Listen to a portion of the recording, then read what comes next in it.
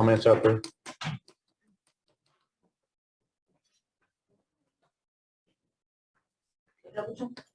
Okay, perfect. There are no public comments related to agenda items. Item 5. Capacity assessment results. Dr. Duplessis. Good evening. We have been looking at a couple of questions that were asked as we began the school year this year. We're looking at all of our campus levels and how many students we were enrolling and the space that we had available to them. And it became a part of the discussion that we had not done a capacity study recently. So we felt it was appropriate to begin the process of looking at several aspects of our capacity. And so we were fortunate enough to engage PBK to come and look at all of our facilities. They worked with the principals, and I want to thank them exceptionally for their time. They walked us through their facilities, answered many questions so that we could take a close look at the capacity of each of the facilities, not only as they were designed, but as they are currently used and how they could be used.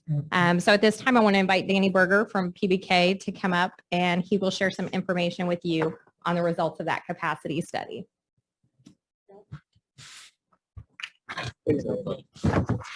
I'm Danny Berger with PBK Architects. Happy to be able to do this.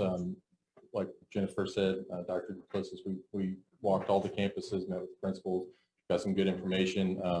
So I put together a brief presentation on what we did, just kind of go over what a capacity study is, our methodology, and then from there we'll get into the results and then some recommendations that we've looked at. So first of all, what is it and why calculate it? So just so everyone's aware, I mean, it's basically the number of students your school building can accommodate. So we're going to look at that two different ways, a design capacity, functional capacity. We define those a little bit later in these slides. So you can use this for planning operations, student enrollment, staffing, et cetera. Just good information to have. So there's some key considerations and factors to look at when you're doing this. Physical variables, so that's the size of the building. What do the rooms allow you to do? Hallway layout and all of the actual physical parts of the building. So operational variables, that's going to be how you're utilizing that space. So and a lot of that's going to be driven from the third item here, programmatic variables. So if you want to reduce or have a higher lower student to instructor ratio, that's obviously going to impact your operational variables and how you're utilizing that space. So again, we've got design capacity, functional capacity. Design capacity is, when we look at it, it's the number of seats that building was designed to accommodate. So it really doesn't take into account how you're using it or how you want to use the space as far as instructional. We're just purely looking at the room as X square feet. It fits so many students based on TEA guidelines, and that's all. So functional capacity is going to look at how you're utilizing it. So if you've got pull-out spaces, you're using rooms that aren't scheduled, that's going to maybe reduce the design capacity some. So it's really just an analysis of how you're using it versus how it was designed to be used. So on the right, we've got just some of the general parameters. So elementary schools, we're going to consider 22 students a classroom. Special education is 12. Again, a lot of this is just standard TEA guidelines.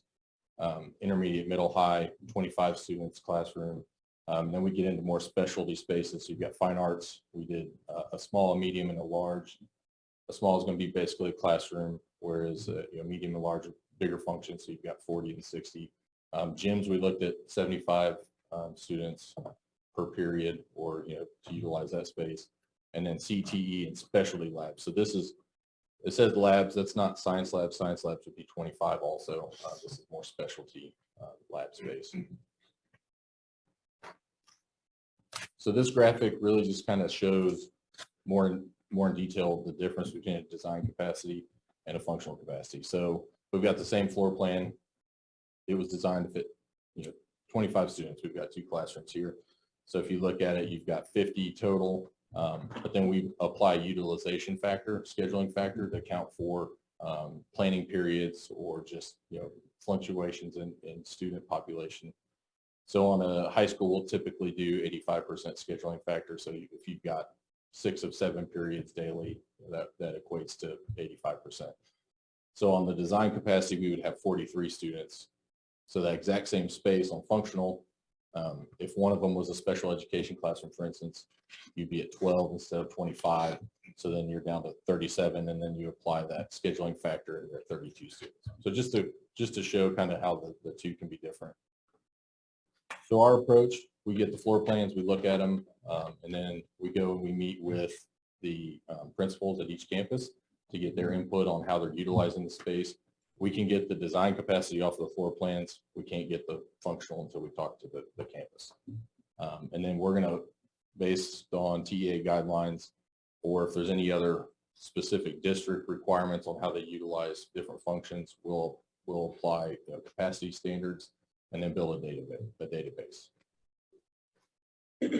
So the next 2 slides are just our basic capacity standards that we utilize for this analysis. So again, we've got elementary school, 22 kids per classroom, different square footage. Now, I will note that this is the older TEA standards. Obviously, they've changed now for any projects going forward. Some of that square footage has adjusted, but since these buildings were designed under the old TEA guidelines, and until you do a renovation, those don't really come into play. So that's what we used for this. So again, our scheduling factor on elementaries, we did 90%. That may be a little conservative. We've done 90 to 95%. So, because typically in elementary school, the kids are assigned to a classroom, they're there. So on high schools, intermediates, middle schools, we did a scheduling factor of 85%. So just our standards that we utilize to do the analysis. So next is the actual summary of what we did. The first column has a facility name. Column A was the enrollment at the time that we did this study. So it may have changed, but those are the numbers that we had. So B is a design capacity. So again, that was what we looked at, what the building could allow and accommodate. C is the current functional capacity. And then D and E are a utilization factor. So D is the functional capacity utilization. So that's the number enrolled divided by the current functional capacity. And then column E is the design capacity. So again, column A divided by the design capacity number. And then F was a 2020 PA essay capacity that we received, or information that we had, just for comparison to kind of see what the difference was there. So some of the variances in methodology, scheduling factor and design functional capacity were the same for each school. So if we did 85% for high schools, it was the same for design and functional, just so we get a good apples to apples comparison. For our design capacity, if the room was large enough, was intended to be an educational space, could be converted to, we included it, even if that's not how it's used currently. So if it was a series of offices, but it was intended to be educational space, we included it as a design capacity. And then, excluded accessory spaces, so anything that's not going to be used for education. So if you look at this, the thing that jumps out is Hart Elementary and Puster Elementary. The functional capacity utilization is 99 and 105%. So when you see that, you're questioning, okay, what's going on there? So what we did, we took those two a step further and looked at an optimal functional capacity. So if we had a high utilization rate, we looked at it and said, okay, what's driving that, or what could be easily adjusted to help bring that number down? So again, rooms that could be readily utilized as educational spaces. So if it was used as a pull-out space and you only put 5 or 6 kids in there, then you could easily put 22 students in there. Those ones just jump right out. They're easy to make that adjustment. It's more of a programmatic change, but no physical changes to the building. So for Hart, we looked at it. The floor plan here, we've got, let's see, several dots, 6 different locations that we identified that were currently being utilized as pull-out spaces. If you use those, that increases the functional capacity to 675. And we did the same thing for Puster. again, we could get up to 738 for this. So that helps. If you look at this last slide here, we added a column, optimal functional capacity. So I think that if I do my math right, that equals your optimal functional capacity utilization would be 87% for heart and 89% for cluster. So just those few quick, study to look at different room spaces, you can see that utilization rate becomes a lot more. What is the PASA acronym? That was actually from the demographic study that was done in January 2020. And I just asked him to list that so we all that had seen capacity numbers before. And That was the previous demographer. Yeah, and I looked at that study and tried to understand to see if there's any, because it does differ from what we have. I tried to see if there's any methodology on how they determine that. I couldn't find anything, so I'm not really sure, what if that was just this building was originally intended for. it's typical for the district to provide the department. So with heart from 805 to 592, that variance is pretty wide compared to Puster. I'm assuming that's the large spaces. Mhm. So those could possibly be repurposed if they weren't being utilized to Yeah. bring up that functional. Correct, yeah, and that's what we tried to capture here on this last slide was, if we can go from was it 592 to 675, just Right. by adding those rooms back in or Okay. repurposing what's already there. Okay. Yeah, and that's really just a high level, that's the stuff that really jumps out at you. I'm sure with further analysis you could find. So that's not just the pull-out spaces, that's some of the large spaces as well. being Well, repurposed. they were large spaces being utilized as pull-out spaces. So even though, not really sure why, I don't know that I could comment on that accurately, but you had a room and it probably was just one of those things, I have the space, I'm going to use this space. And so they're using a full-size classroom in some instances for a pull-out.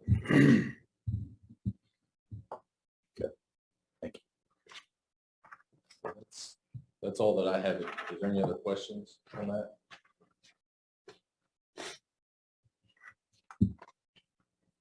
Okay. Thank you. Appreciate your time. Thank you. Thank you.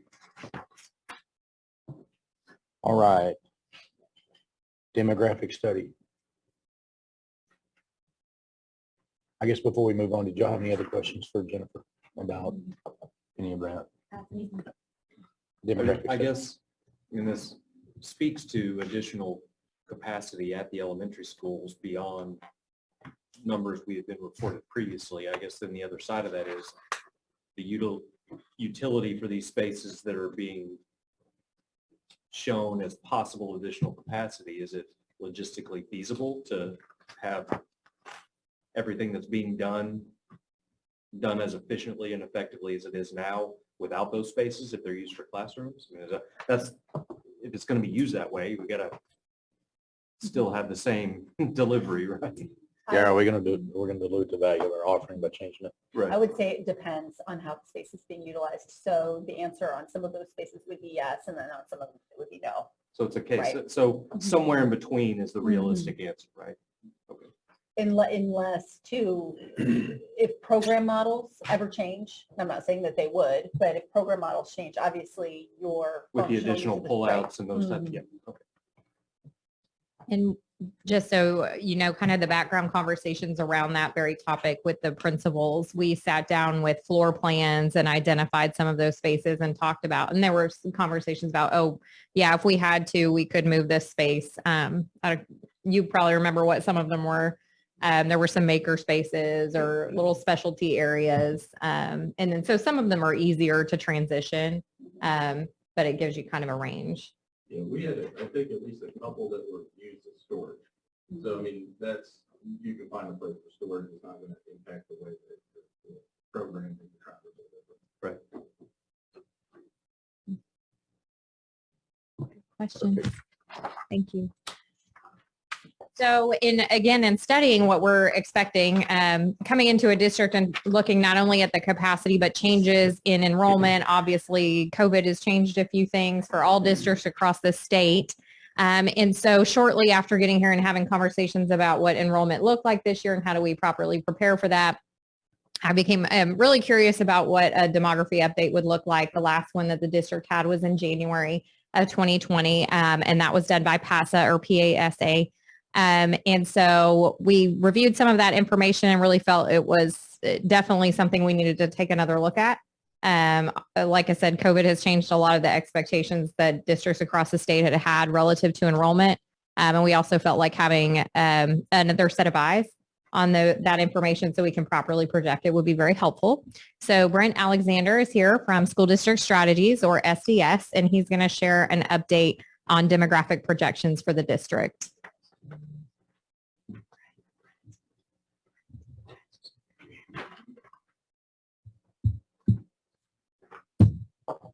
Good evening, board members. This is my first time here. Just so you know, my name is Brent Alexander with School District Strategies. I've been a demographer in Texas since 2006 and worked with some of your neighbors for a long time, Alan and Wiley. So as a parent of 4 Lovejoy students, this is exciting for me to get to present this data to you all tonight. So I know you got quite a few slides to go through. So let's get started and touch on some of the highlights. The first slide you're going to see are numbers that we get directly from our national data source, Esri, the world's largest GIS mapping software. They have a business analyst, and we're able to put the district boundary into the software, and it'll give us numbers that are based on census sampling. And so I like to use these at the beginning of our reports to give everybody just a good understanding of some of the overall big picture numbers, like overall population and total number of households, typical household size. You can see numbers for own versus rent. These mean different things in different districts, but here in Lovejoy, you can see just above an estimated population for 2021 of 16,300 people and about 5,200 total households. One of the numbers or metrics that we look at a lot are the student age population, how that compares to total households. You'll see here as we go through the report and our yields analysis, but here this gives us another source to look at it. The number at 0.51 for the district, or excuse me, 0.56, that's slightly lower than what I'm going to show you because, take into account that this has all households in the district, including all 1,140 plus at Heritage Ranch. So if you take those out, the number is actually about a 0.71, but even that is low from what I'm about to show you. The next section of slides just give you a history of the district's enrollment using the fall snapshot date. So what you see here, the official district enrollment for the 2021-22 school year is 4,343 students. And so that's up over the last 10 years. That's about a 22.7% growth, a net of 803 students. So you can see additional periods of time through there listed on the slide. But the last 5 years, the net growth is about 273 students, or a 6.7% growth. The annualized numbers are shown on this slide here. You can see your numeric numbers on the chart on the upper right, your overall year-over-year percentage growth numbers on the bottom right. You can see how the district has grown 9 out of the last 10 years, and with the COVID-19 impact there from 19 to 20. You can see that number, that net loss of 159 and a 3.6 decline. Now note that that's similar to what we've seen across the state. The state lost 2% of enrolled students from 19 to 20. The typical district lost here in DFW, 55 of the 90 districts lost enrollment, and that was an average in that 2 to 4% for each district. So you can see that Lovejoy fell within that range and experienced what many other districts did as well. We've had mixed stories on who's gotten all their enrollment back and who is still a little bit light, but each one of the districts has a different type of situation that they're dealing with their parents and health concerns. But What you see here in Lovejoy is you all come back, 137 net growth from 2020 to 2021. That's 3.3% year-over-year number. The 5-year number is now averaging 1.3%. This slide breaks down the enrollment growth by attendance level using 2-year increments. You can see that the majority of the growth these last 10 years have come at the secondary level, in particular in high school. Since the first year that high school had 4 grades, in the 09-10 school year, high school enrollment is up 693 to 1643 today.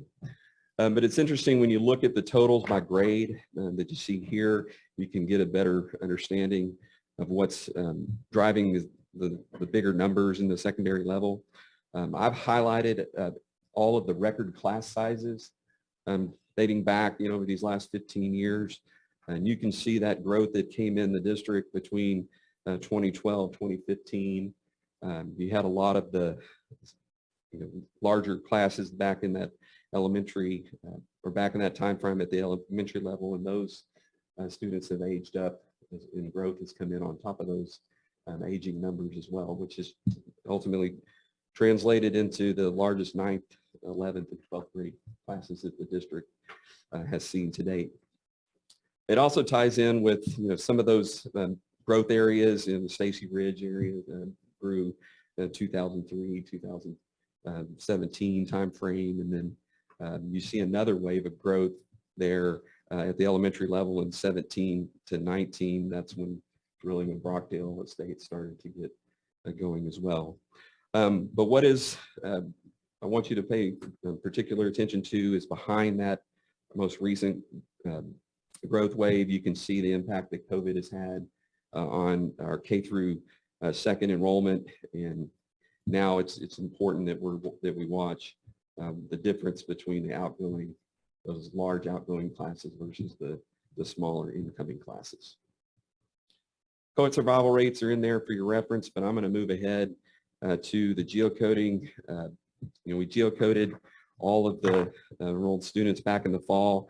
The geocoding shows that 88% of the students live within the district boundary, about just under 12% transfer into the district. You can see a lot of kids come into the district from Allen that live in Allen ISD, McKinney, Plano, Wiley, as well as Princeton. But what this really does is it highlights the importance of understanding the number of transfers and how that relates to the resident population. So in talking with the administration, understanding this difference is something that we felt was very important to understanding forecasting going forward. So what I have on these next several slides gives you a history of both the resident population as well as the transfer population. So it begins with the numbers that the district reports to the TEA. This is their transfer report. The blue line, those are students that live in another district but transfer into Lovejoy ISD. The orange bars represent students that live in the district and transfer out. So you can see how that number increased to the 18-19 school year up to about 443. And then this year, 532. So a key thing to remember when you're looking at the blue number, that is the combination of the employee students as well as non-employer Lovejoy Scholar students in that number. So we work to break those two numbers out.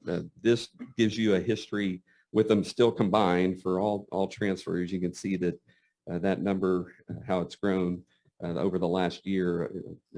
The actual numbers up 144, 37% year over year increase. But there's also a table there that gives you the breakdown by attendance level.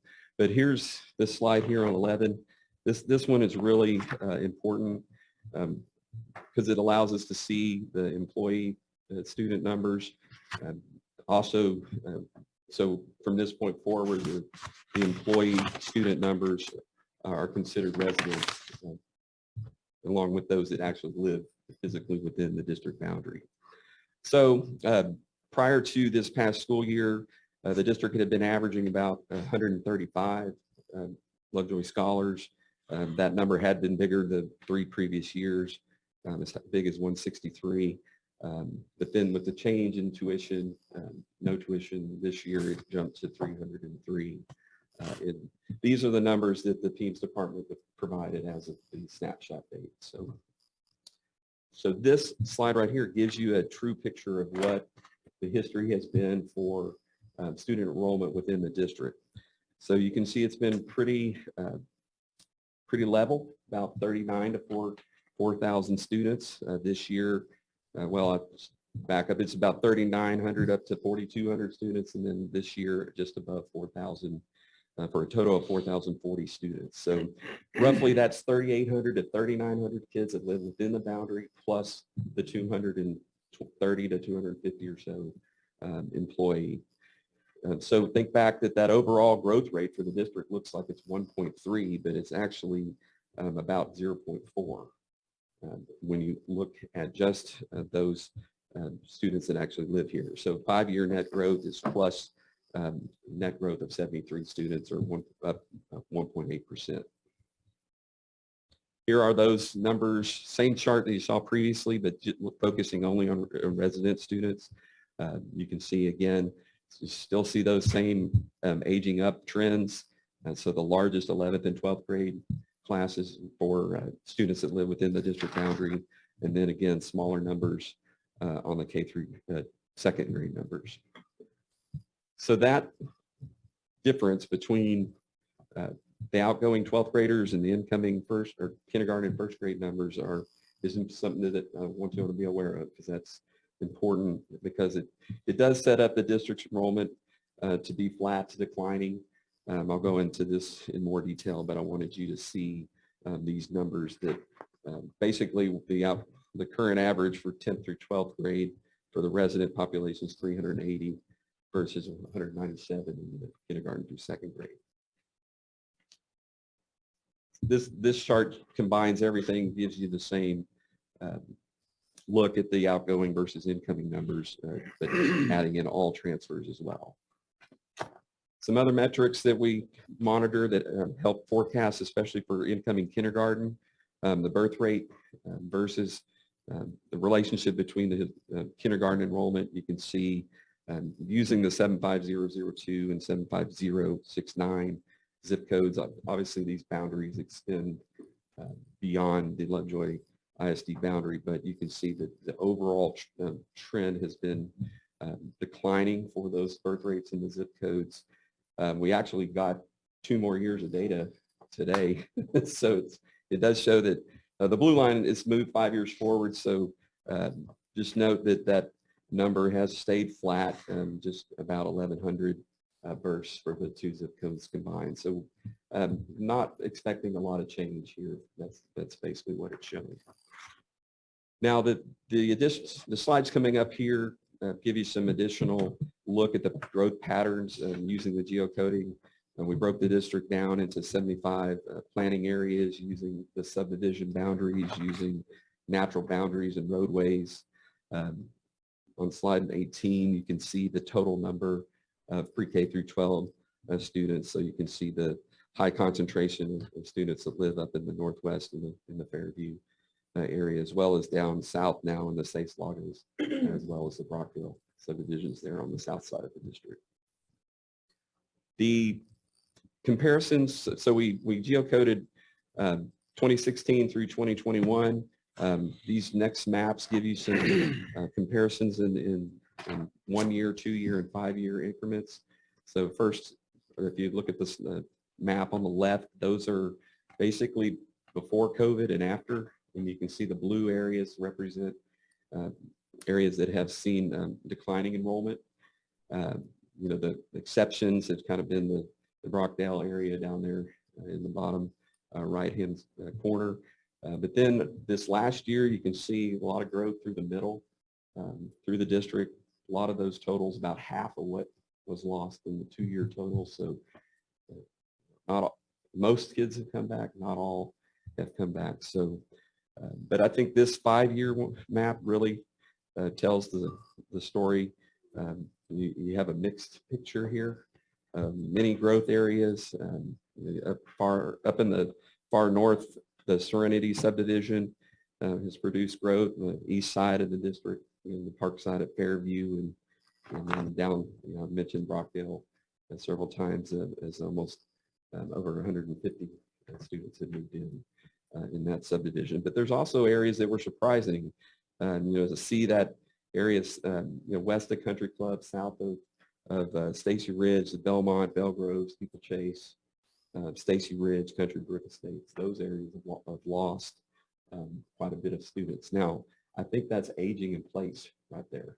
So even on the far southeast side in Lucas, out in the large lot areas, those are also aging in place. So what I'm about to show you is that the houses are producing kids.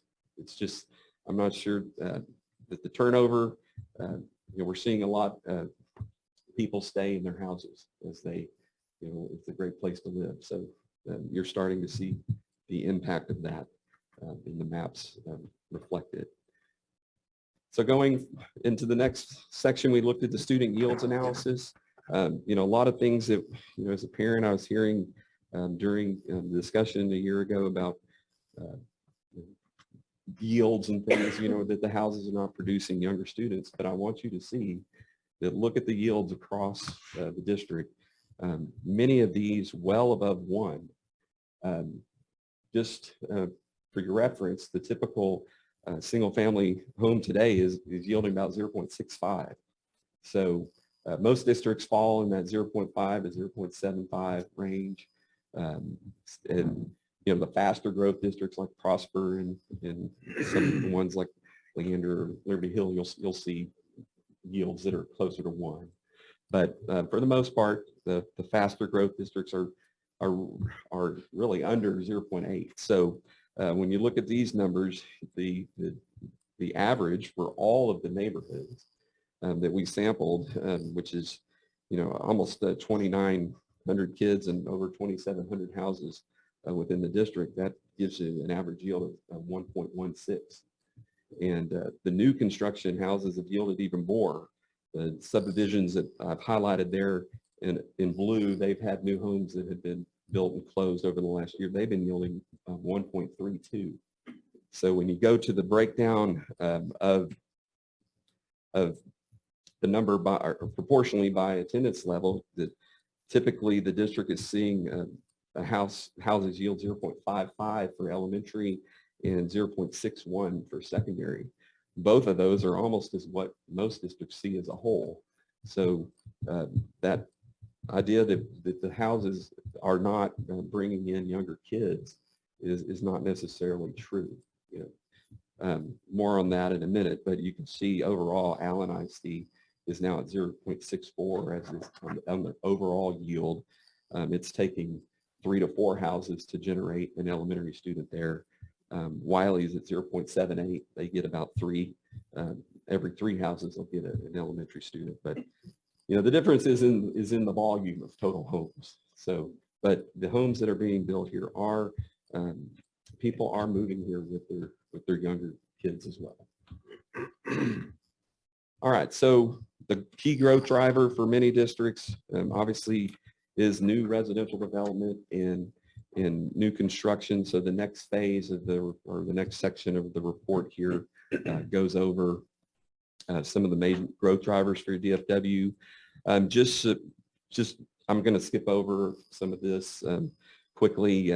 Just know that since the spring of 2020, really that April and May timeframe, the housing market's been experiencing record demand, just beyond anything that most of us would have ever predicted coming, out of February and March of 2020. I've got some slides in here that take you through the growth drivers, mortgage rates, and people moving to Texas. That's something that's interesting to see. The DFW, the #1 in migration metro area over the last decade. So the job market continues to improve. The numbers in your report are through September. The Texas Workforce Commission has released numbers through December. And now all of the jobs that have been lost, the state as well as the DFW area have recovered all of those major losses experienced in the spring of 2020. So here locally, the district is seeing what many districts are experiencing. Elevated number of existing home sales shown here. Last 12 months ending September 30th was 319, but the values have really risen the last 18 months or so. The district's median sold price $750. That's, in a lot of cases, much higher than that in many areas here recently. Can I ask you some questions about that? Mhm. How recent is that data? It says third quarter of 21. That is through September 30th. Okay. So concerns, I guess, around some of the data is the value that as these homes have gone up, and the ability for the families with the younger kids to actually be able to move into the district. Have we captured any, does the data reflect that? Do you feel like the data reflects that? To this point, the data is showing that despite the increases in prices, or continue to add, Brockdale being an example. Now, what's happening is you'll see in the report is that the Brockdale's winding down. There's 43 lots left. That's your last high-end production builder subdivision. It's moving to large lot. I mean, they're large lots anyway, but we're talking 2 acre to 4 acre estate lots that are well over $1.3 million going forward. So the velocity is going to slow down. But Brockdale has yielded, the first 160 houses has yielded a 1.26 yield. And many of those homes have been over 700. And now moving towards $1 million. Yeah, I'd say the resales are $1 million at least there now. Yes. To $1 million more. So at what point does it Or cause, does it? Does that affordability ceiling hit? It's a really good question. Okay. Because we're seeing the prices go up all across North Texas. So, I can show you in West Allen that many years ago, it was the high end was, oh, look at all the $400,000 and $500,000 homes. And now look at, now they're in the $600,000 to $800,000. You go to Prosper and you see all these houses that are, up in the $700,000 and $800,000 that they're bringing real kids all day. So these move north of $1 million. That puts it really in new territory. But I do think that it's more of a specialty type home. They will bring kids. It's just that this number of homes is going to drop. And it takes longer to build these homes. And that's going to be the change. I've got here on the slide, doing anywhere between 50 and 120 homes a year. That's gone. It's going to fall to about 25 a year with that. Unless something changes, unless there's with 2 acre minimums, and it's headed towards really what I'm showing you on the bottom of the slide here, that type of house. Any commentary around the aging in place in some of the more established neighborhoods like the Country Brook, Stacy Ridge, some of those things where if those turned over, you would expect them to be some of the more affordable areas. Is there anything in other parts of the state that would be analogous to show us any projection there, or is that just pure speculation? It's one of the most difficult things to predict. When does someone sell their house? Now, I'm the owner of a house with a care that a senior graduated and got their house. But a lot of people are saying, and it's there's different theories on how much of a neighborhood, the homeowners have to, does this certain percentage have to get over age 65? So there's a lot of analysis you can do looking at the age of the households, but many of these homeowners, this was their final big purchase, or at least plan to hang around for a while. So it is challenging to say when would those turn over. But we do see a lot of downsizing. So, but I work with Grapevine, Colleyville. I've worked with Louisville and Flowermount. I've seen the parents just stay after the kids graduate, and it's slowly impacts. But right now, we're just seeing those initial numbers, the smaller K-2 numbers compared to what's historically graduated.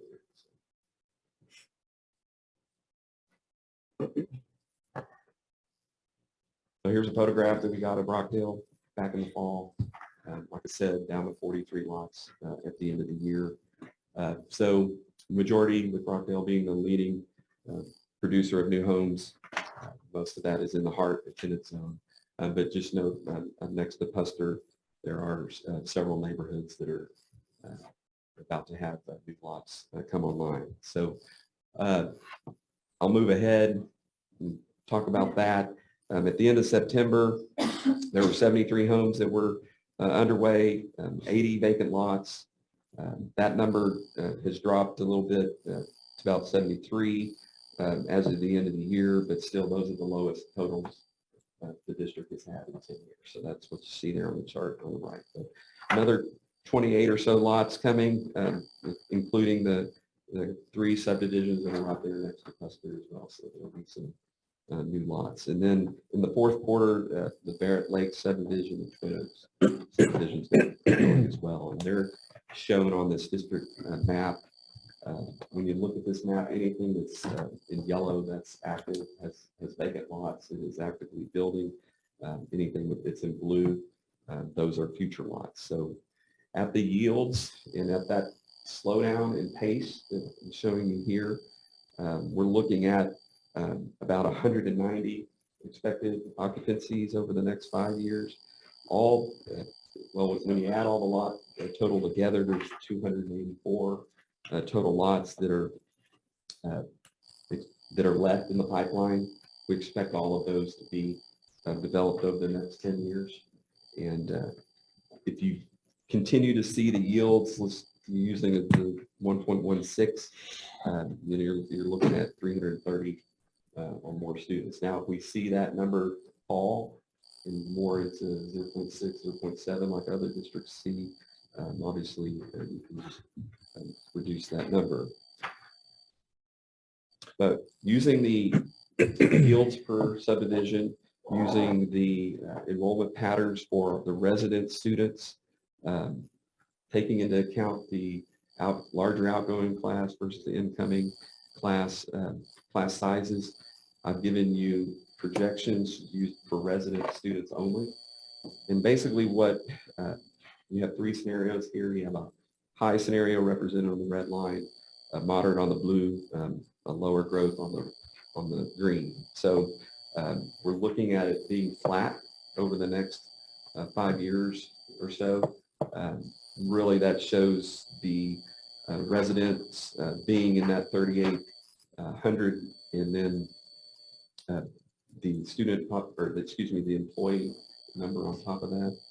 And if we do see that number of elementary kids continue to decline, that's give more validity to the green line, where we see the overall population start to fall, or the resident population start to fall back towards 3,500, and then there would still be new growth in there. Now, when you add 300 transfers on top of that, that's what the next slide shows you. We could see enrollment remain in that 4,300 to 4,400 range, and then potentially grow to 4,600 plus. The last slide really summarizes everything that I wanted you to take away from the projections, that within the boundary, the blue line, that shows the moderate scenario for resident students, again, remaining in that 4,000 range. And then the red lines, the red bars show the total number of total enrollment each year if the district maintains 300 transfers. So the majority of those transfers would be at the high school level, but if you continue to backfill the numbers as they are similar to as they are this year, and just continue to move that forward, then that's what those numbers look like. The gray line, that's a additional scenario if the number was tapered off to about 135 scholars per year, which was the average previous to dropping the tuition requirement. Tying in with the capacity study that you just saw, the forecast for each campus versus those optimal functional capacity and design capacity numbers are shown here. The numbers, the exact numbers for Preston and Hart as you move out in forward years is going to depend on where the transfers are allocated, but generally the district has the space to absorb the growth over the next 10 years. And then as you look at Sloan Creek, as well as Willow and the high school, all of those facilities have the ability to absorb any future growth moving forward. So that was my question when I looked at this, is how was it determined on where you allocate all of those? So you're doing this allocation based on your moderate projection and 300 transfers. Is that just completely proportional across each grade when you plug in the 300, or how is that determined to get to these kind of elementary versus intermediate capacity ranges? Well, for each one of the, we use that remember this breakdown by grade for the 303 students. We moved them forward each year, and then it basically added. So it kept everybody where they were, and then just adding new ones in across as the seniors drop off, figuring out where there's room. Yes. Okay.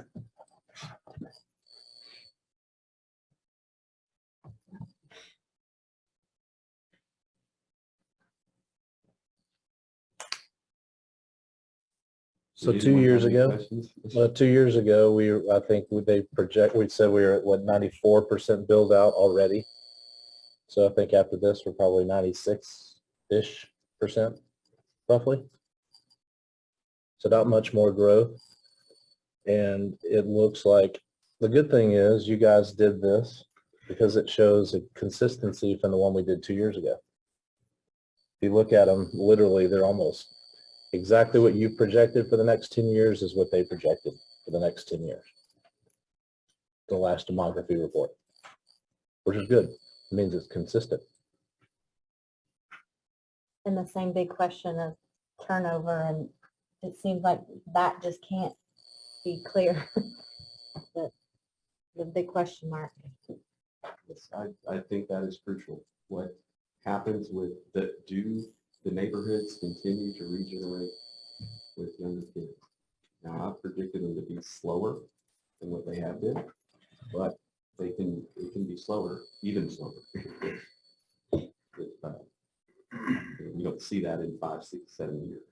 Do you see the pace of aging in place increasing or decreasing if you look at those numbers? Well, that's a great question because a lot of people have been downsizing in other school districts as their kids graduate, and they're being replaced, but they're not.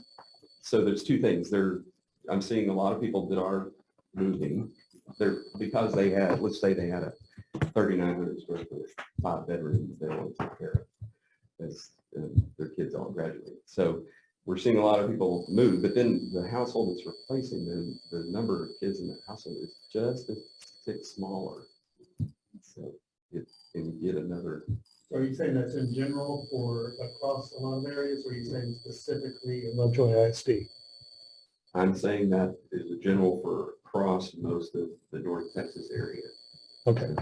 So assuming that Lovejoy ISD follows a similar pace, you're actually seeing a slight decline per household if there is a turnover in the number of elementary age kids or all kids in general. I generally say all. All kids? So 3 move out, 2 move in. Okay. I'm not so sure those trends necessarily correlate in Lovejoy. I think we're a destination district. We're not an employer-based district. We're households, and people are here with the exception of Heritage Ranch for the educational system. So I guess the question would be, it's just a prediction and a discussion point, but for someone's house in Brockville that they bought 3 years ago for $750 is now worth 1.2. There's some motivation there financially. The problem is, where do you go? And until the availability and the ability to perform, if it picks up, I think the acceleration could occur. But my guess is the current pace is probably consistent with what it would be, given the alternative to move is hard to come by. That's very well said. I just want to reiterate one trend I think you've seen, or that you've demonstrated in this study, is that we're going to continue to have the problem of graduating larger sizes than we have incoming, I mean, for a while. Like by, 100+ students. But then by the end of the 10 years, we're showing elementary at 100% utilization, just on the moderate scenario, if we keep the same number of transfers. That just means more transfers coming in at the elementary level is what that shows here, right? Fill that hole. So you looked at the other study. Is there anything that stands out to you when you did this that's different from 2 years ago? Well, it's interesting. I looked at it, but, there were some of the themes that we just briefly touched on that I think are more important. Number one is what we just said about the position to, or what the impact of that larger class moving out versus the younger grade 7. And so, we're still, COVID has had an impact with kindergartens, and so maybe we get a little bit of growth there. But, generally, I wanted to make sure that we do our own housing survey, do our own counts. So, I feel like those numbers were a fresh set of numbers for you all. But generally, there's only a few major tracks on them that are left. One other wild card out there is that we've seen not only in Wiley and in other places, and what happens when some of the older, say a patriarch, matriarch passed away and the children sell the 10-acre farm. And how many of those are out there? That's something we can look at. We didn't necessarily do a true build-out analysis, but we looked at everything that within the cities that are platted and through our knowledge of the housing market, what's still available. So I guess what I'm saying is that you all have to, part of the reason you would update this annually, you start watching for those changes. But generally, I think it's the key thing is going in and looking at those enrollment trends for survival rates and how just really the big difference between what was previously done and what I hope I've done for you all is to give you a better understanding of what the true resident population has done in the district. Because if you just look at it as a whole, it looks like the district has really been growing and it's continued to grow. And some of the previous studies that were done, if you go back to the 2015, it looks like the district's going to really grow. We're going to need all this extra space, but in reality, the transfers are coming in on top of these numbers. And so that's why I wanted to break them apart and make sure you all had a good understanding. And me as a parent, I wanted to understand that too. So I hope I answered your question. Yeah, the balancing act. I think breaking up the transfers versus This, what you've done provides us a lot more information as to the identifying the trends and some of the reasons why. I don't think I had a good understanding from the demographic study that was done before. I saw what the numbers were projected to do, but I didn't see it broken down in all these different subsets of data. So now we can identify some of the reasons why the growth is flat and some of the reasons why. We knew some of them. We all know about the increase in median resale values and an increase in new home construction prices as well. and the aging in place thing that's probably 10 years ago wasn't as big a deal as it is now, but I appreciate it. So I think it's got a lot of different points of view here, and I think it's helpful. We've never seen the staff kid figure that I can recall. And that's very interesting because that's also going down. So I don't know if that's because these teachers have been here a long time and their kids are now aging out. And so that'll be interesting too, depending on anybody that retires and who's hired and what they have. And so there's a lot of levers. That, I've never seen that. So that was a great It was very eye-opening. Mhm. Did you take a look at the max scenario, not the medium or the moderate scenario, and say, are we going to have a potential problem there? Yes, I mean, I looked at the high scenario. I looked at, what if you continue to get 1.30 EL, Right. 370 plus kids, in the next 10 years, and then we do, keep around 4,000.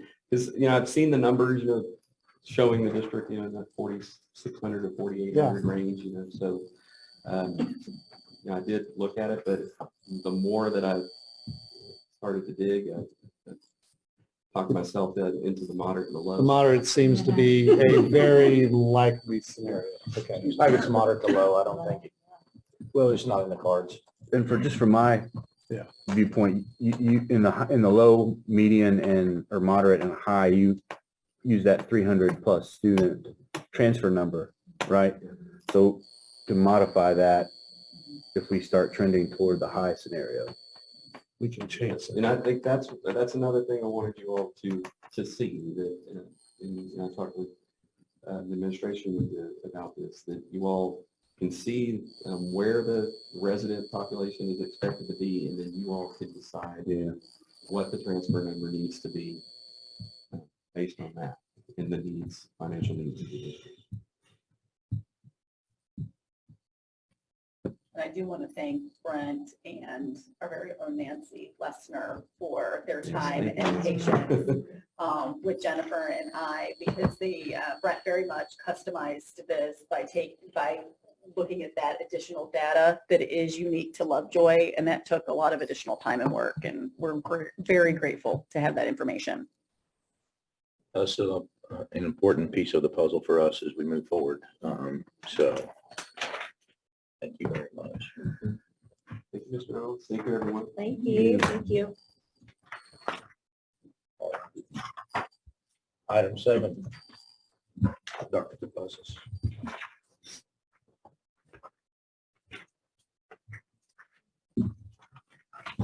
Closer seat as well. So building on some of the things that we wanted to assess going into this school year, and as we begin to prepare our budget and our planning for 2022-23, obviously a lot of our focus is going to be on achieving the goals that were set out by the board in terms of our budget, which are really shoring up our financial sustainability through building up our fund balance to an acceptable level, and then looking at ways in which we can accomplish compensation increases. And so some of the things that we need to do around that work are doing the thorough assessments that you're seeing this evening. So we appreciate your patience and reviewing all the data. For those of us that really like to analyze all this information, it's great, but we know it's a lot. So our next topic is staffing efficiency. So as we started to look at the things we need to consider, we felt it would be really important to connect with a group where we could do a thorough assessment of how we currently operate and benchmark that against similar districts. And so this is just the beginning. This is the beginning of uncovering some of that information and sharing those findings with you. And so that benchmarking data is just that. It's a helpful point of information for us to start and looking at some of the things that we do and how we operate, and potentially looking at future ways to optimize that. So this evening we have Karen Dooley from TASB HR Services. She's been doing this for quite some time. And as a lot of experts, I don't laugh, I didn't mean it in a bad way, and has also worked in the past in a school district environment. So is very knowledgeable about how we function and the things that we might need to look at or ask questions about. So we're super excited that she's here to share some of the findings of that study.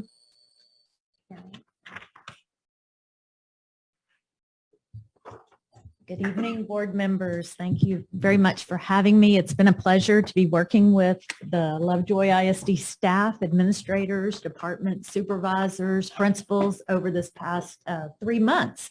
I began this process back in November. And as she said, I'm from TASB HR Services, and prior to being at TASB, which it's hard to believe that I've been there over 5 years now, because I actually retired from public education and served in an HR department. And I was a teacher, a counselor, an assistant principal, then to HR, and was there for 17 years before I retired. So been dealing with public education, growth, staffing, all those good things for several years. So I came in back in November and met with all of the principals, the department supervisors, as I said, administrators for the different departments within the central administration. And they completed either questionnaires and data requests for me. And that was the first steps to the process. I then took the information and actually did some analysis of all that data, sliced and diced it many, many ways. And I was sitting there thinking about, as I was getting ready to talk when the demographer was completing the process and Mr. Owen talked about the piece to the puzzle. I'm like, yes, I am just another piece to the puzzle tonight to put together information for you and just drown you in data, unfortunately. About 65 pages worth in the report. So I'm not going to go through every page of that report tonight, let you know that. After the analysis of looking at it in several different ways, and I'll talk about benchmarking here shortly, but I do a comparison of data in several different manners because we want to look at it and dive deep into it. And so once the analysis takes place, then we build models for improvement or find ways to help the district with efficiencies, improve those efficiencies without jeopardizing the education that's taken place in the school district. So just a little note that I've made about that is working with many districts. It's always pleasing when you leave a district or after you present to them and you do this work that they actually use it for the work that they're doing, which I hope, is the same case here, where you're able to take this information and use it for that purpose, for information purposes, driving your decisions based on data.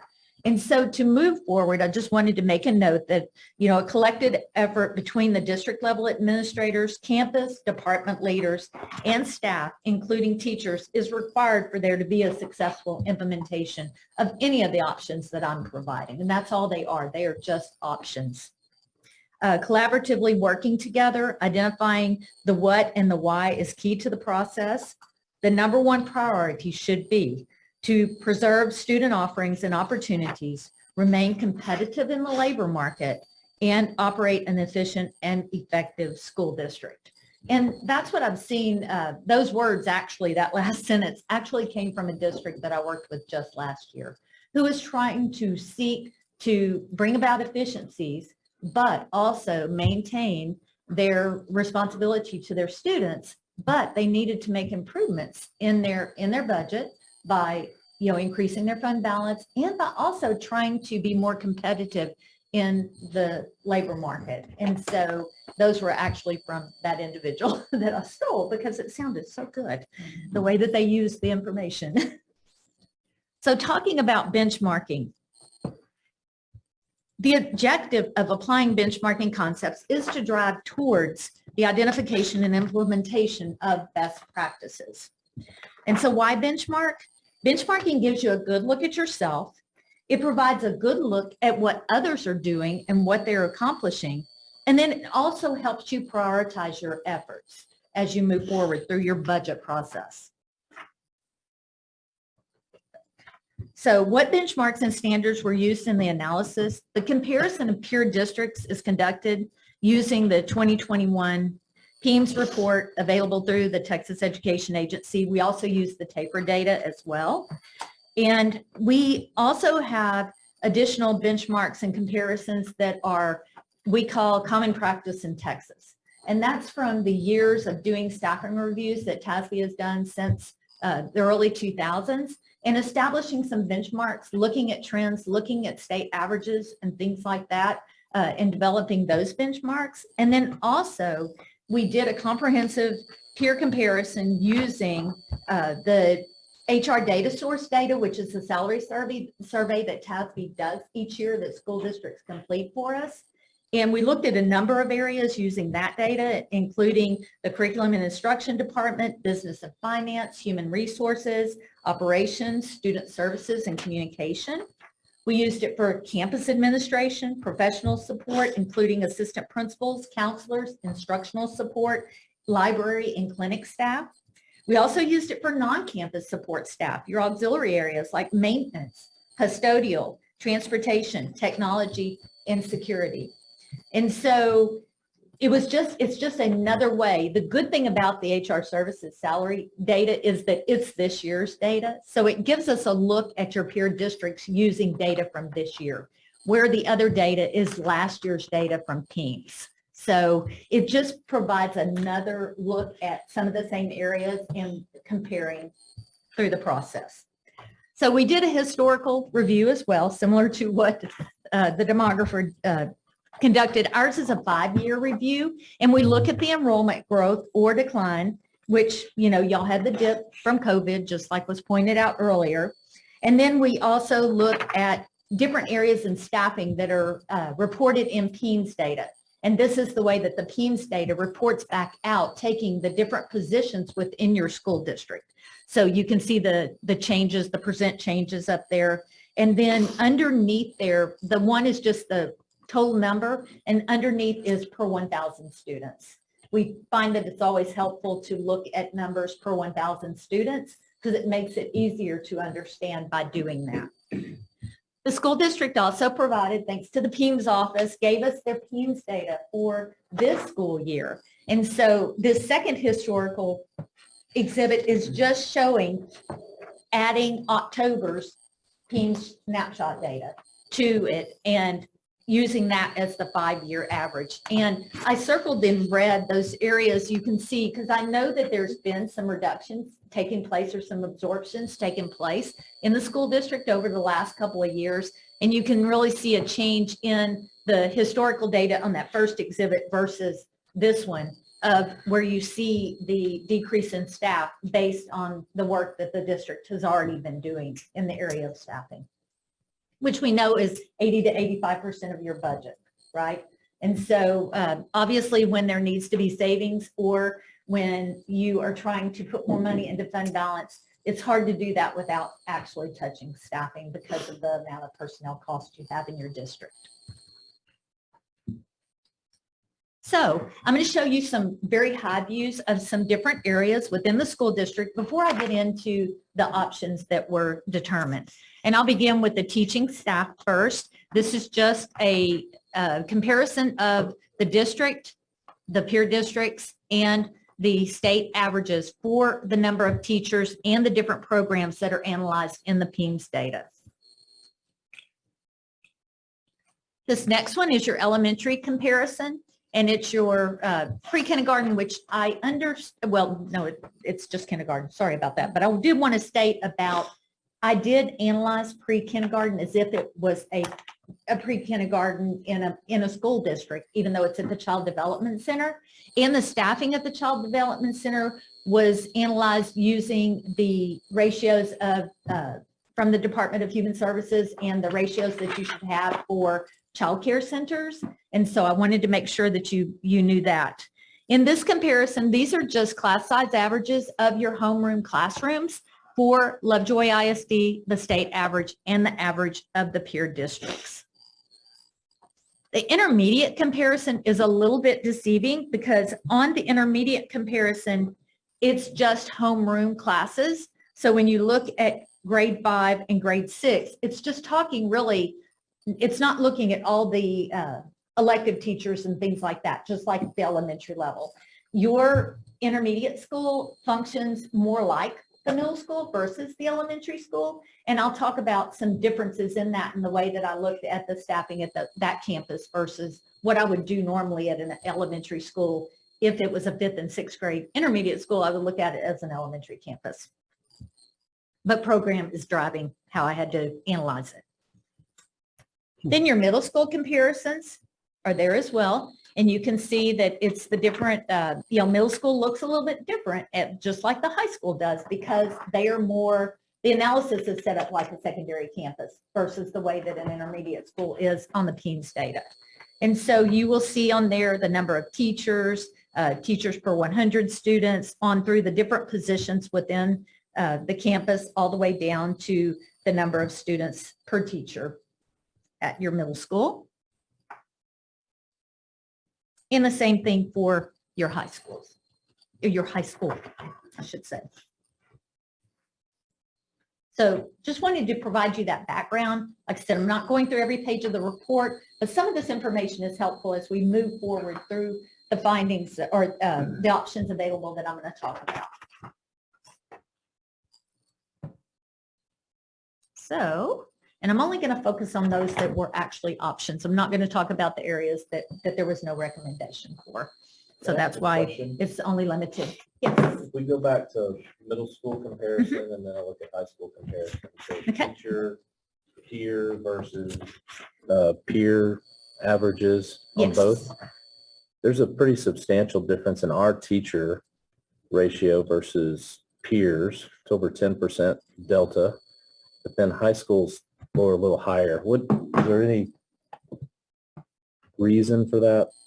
In the fact that you had 46.5 number of teachers and the peer was 53. Then they break it. Then that's why we do the teachers per 100 students to show that y'all have 6.2 students per teacher to kind of help with the enrollment range of the peer districts that we're looking at, if Got that it. makes sense. Okay. That kind of helps put it more apples to apples. Got The it. hard number does not do that for Yeah. you, if that makes sense. Because the peers are different sizes. Okay, Okay. got it. And the peer districts we're talking about in these comparisons, these recommendations would be from Exhibit 2. Yes, sir. That is correct.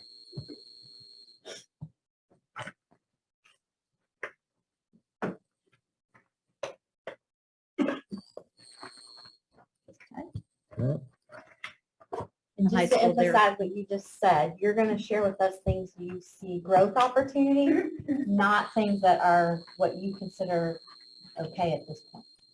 Is that correct? right. I'm talking about the opportunities. That's correct. And you'll see in the, if you have an opportunity to read all 65 pages in your. I just wanted to emphasize what Yes, you're sharing yes, with us. that's correct. Yes, I'm working with opportunities here. that So you have. looked at all of Or it, but if you- considerations. You looked at all of it, but if it doesn't come up tonight, then it means it's probably fine as is. Right, Okay. right. Of course, in there, you'll see embedded in the report, for instance, I'll use assistant principals as an example. Okay, there is a benchmark that we use for assistant principals. There's no recommendation for assistant principals because it was staffed according to the benchmark. Yes. Now, as your enrollment fluctuates at the different campuses or in different grade levels, then you've got the benchmarks there that you can monitor what's going on a year-to-year basis, if that makes sense. Okay. So summary of findings and options or opportunities. I'm just say opportunities. Like I said, this is just a menu of items as you're going through your budget process. Because 80 to 85% of your budget is staffing, that these give you those opportunities for cost savings or opportunities for staffing differently, even additions. I mean, this isn't all about, okay, what do I need to get rid of? It's also about where am I below the benchmark? What do I need to do to make some improvements there? Okay. So I'll begin with the library staffing. This just shows your particular, what is in place right now.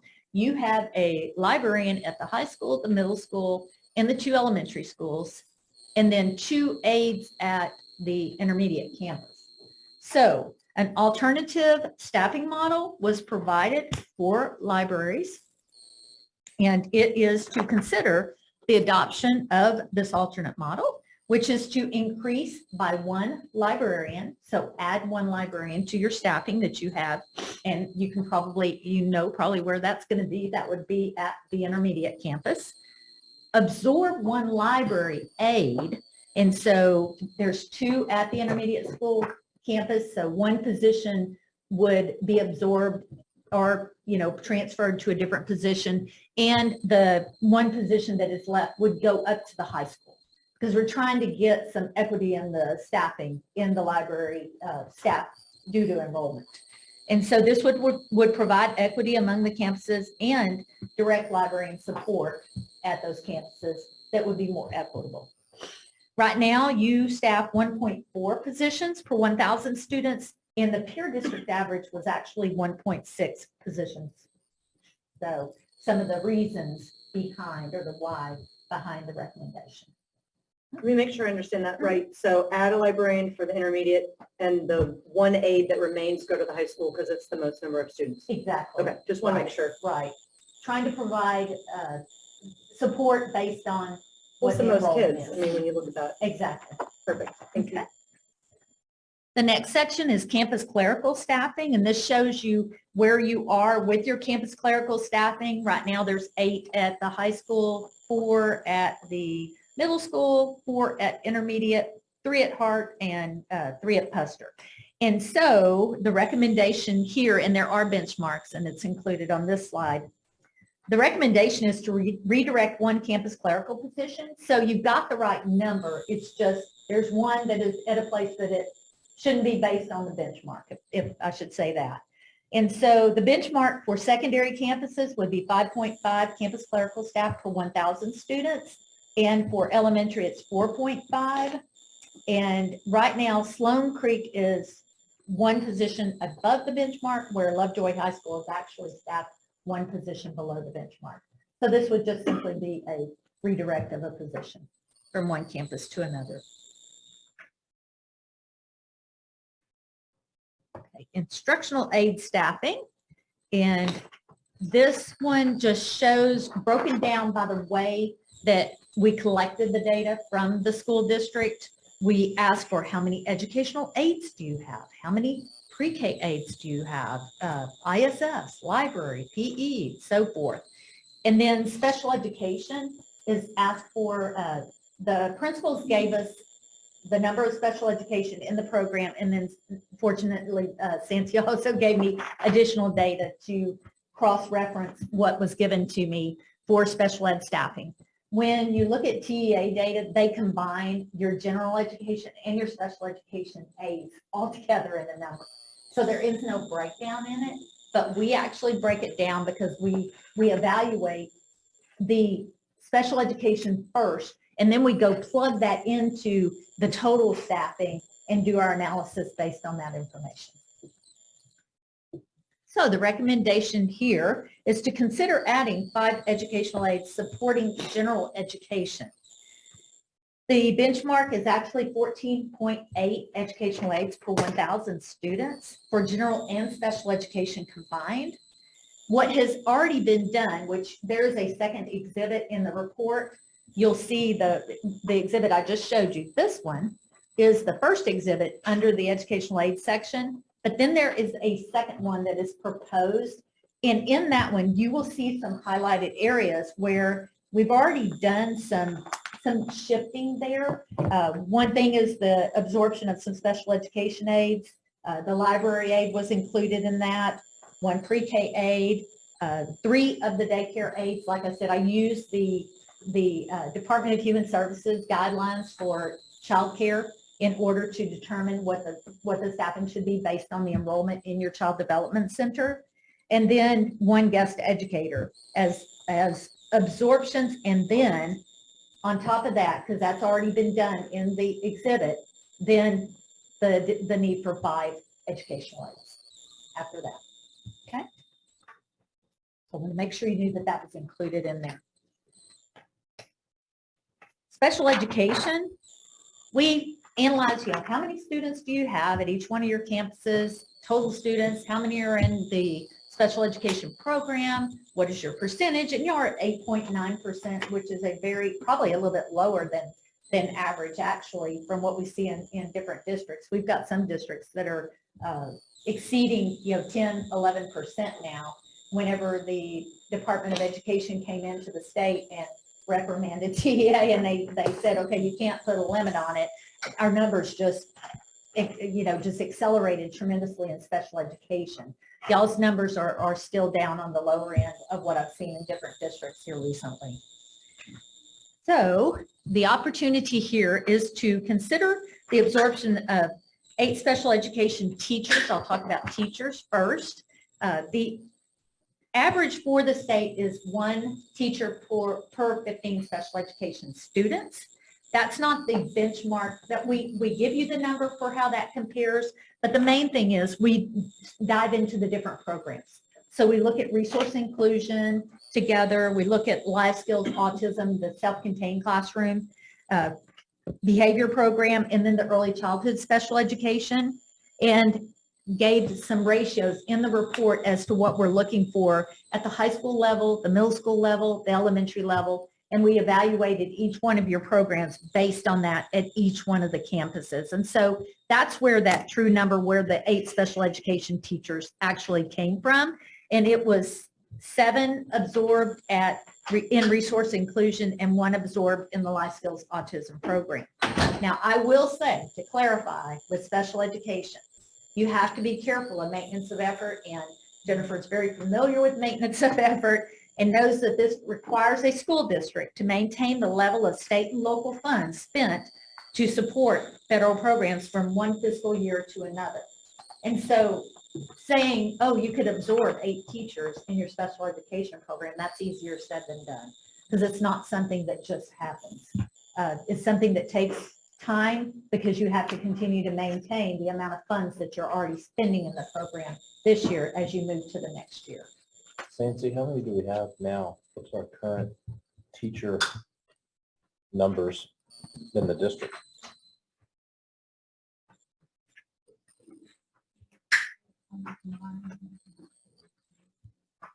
And I've got a little caveat about special education too to add to that. The district currently staffs 5 special education lead teachers. These positions have not been assigned full class loads, but they were counted as a full FTE, if that makes sense. So while that number sounds big to say 8, you've got to consider that these 5 staff members we're not carrying full caseloads like other special education teachers, if that makes sense. And so the goal is not to reduce the positions, but possibly ensure that they are assigned at least a half class load compared to another special education teacher, and use them to support your other special education teachers, on their designated campuses, to act like a special education instructional coach, and to help with the retention rate of the district special education teachers, because we know that there's a high exit level of special education teachers, not just here, in a lot of places, just because of the how hard that position is. So 3 of those 8 could just be, they need a fuller load. Well, five of those 8. 5, Could sorry. be that they just need. Right, fuller so load. that makes Exactly. it sound a little less. Right, that's exactly. Sorry, I'm just, That was the caveat. a lot of that needed numbers. to be said. Yeah. Is that the reason they were counted as a full FTE, because they are a full FTE. It's just they weren't Yeah. carrying class loads. Yeah, like so it's back the to other the teachers. Paying them full time. Yeah, okay, So it would be 3 because Right. at elementary they teach, so it's they're either have a teaching load or they're a speech pathologist. 2 really because our Willow Springs lead also is our dyslexia lead, so she has responsibility as well. So there's 2 there without a full caseload. and can that be accomplished by looking at the scheduling in the beginning to try to, Absolutely, that's actually part of some of the I know that's tricky. conversation we're Getting going to have. everybody- Yeah, master schedule is definitely a big implication on some of the work that we're doing for efficiency. Cool, thank you. okay, so moving on to special education aides, it's just consider the absorption of 2 special education aides through attrition. The state average, I told you with teachers, it's 1 teacher per 15 students. When you add the special education aides, it drops to 1 per 7 students for special education staff. And so what we realized is that the resource inclusion is heavy on educational aids. And so the recommendation was to reduce 5 there, but the life skills autism program was actually low. And so it was to add to there. And then the behavior change program, there was no change for that program. I'm sorry, I feel like I'm asking No. questions. Maybe Sandy, maybe anyone that wants to answer. I don't know that much about the talents and the training that these people have. Somebody that has done resource inclusion, can they move into life skills autism? They can. They would. Or are you more specialized that it's not really your? No, it's not they could, and there's probably some additional training that you would want to make sure that they receive. So it's not that they could not, but it's depending on the population they're working with, they would need training in addition to what they already have. Okay. Good thing with certification, it's fine. Okay, The got it. certification's fine. I have one 10,000-foot question. When you say, obviously, when you say state average, you mean all the districts in the Right, state. And when right. you say benchmark average, you're talking about the peer group? The peer groups. Okay. Yes, sir. Okay, so elementary teaching staff. This was the evaluation of what your actual numbers are. And you can see, you know, how many pre-K students you're serving, kindergarten, first, second, and third.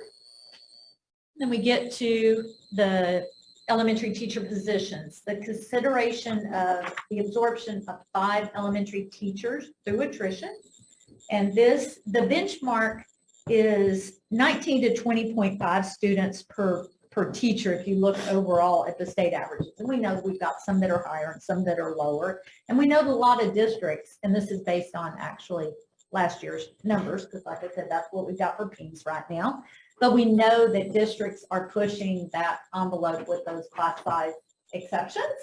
A lot of them are doing them, more and more doing them than they used to, say 2 or 3 years ago. So we know that the averages are continuing to go up.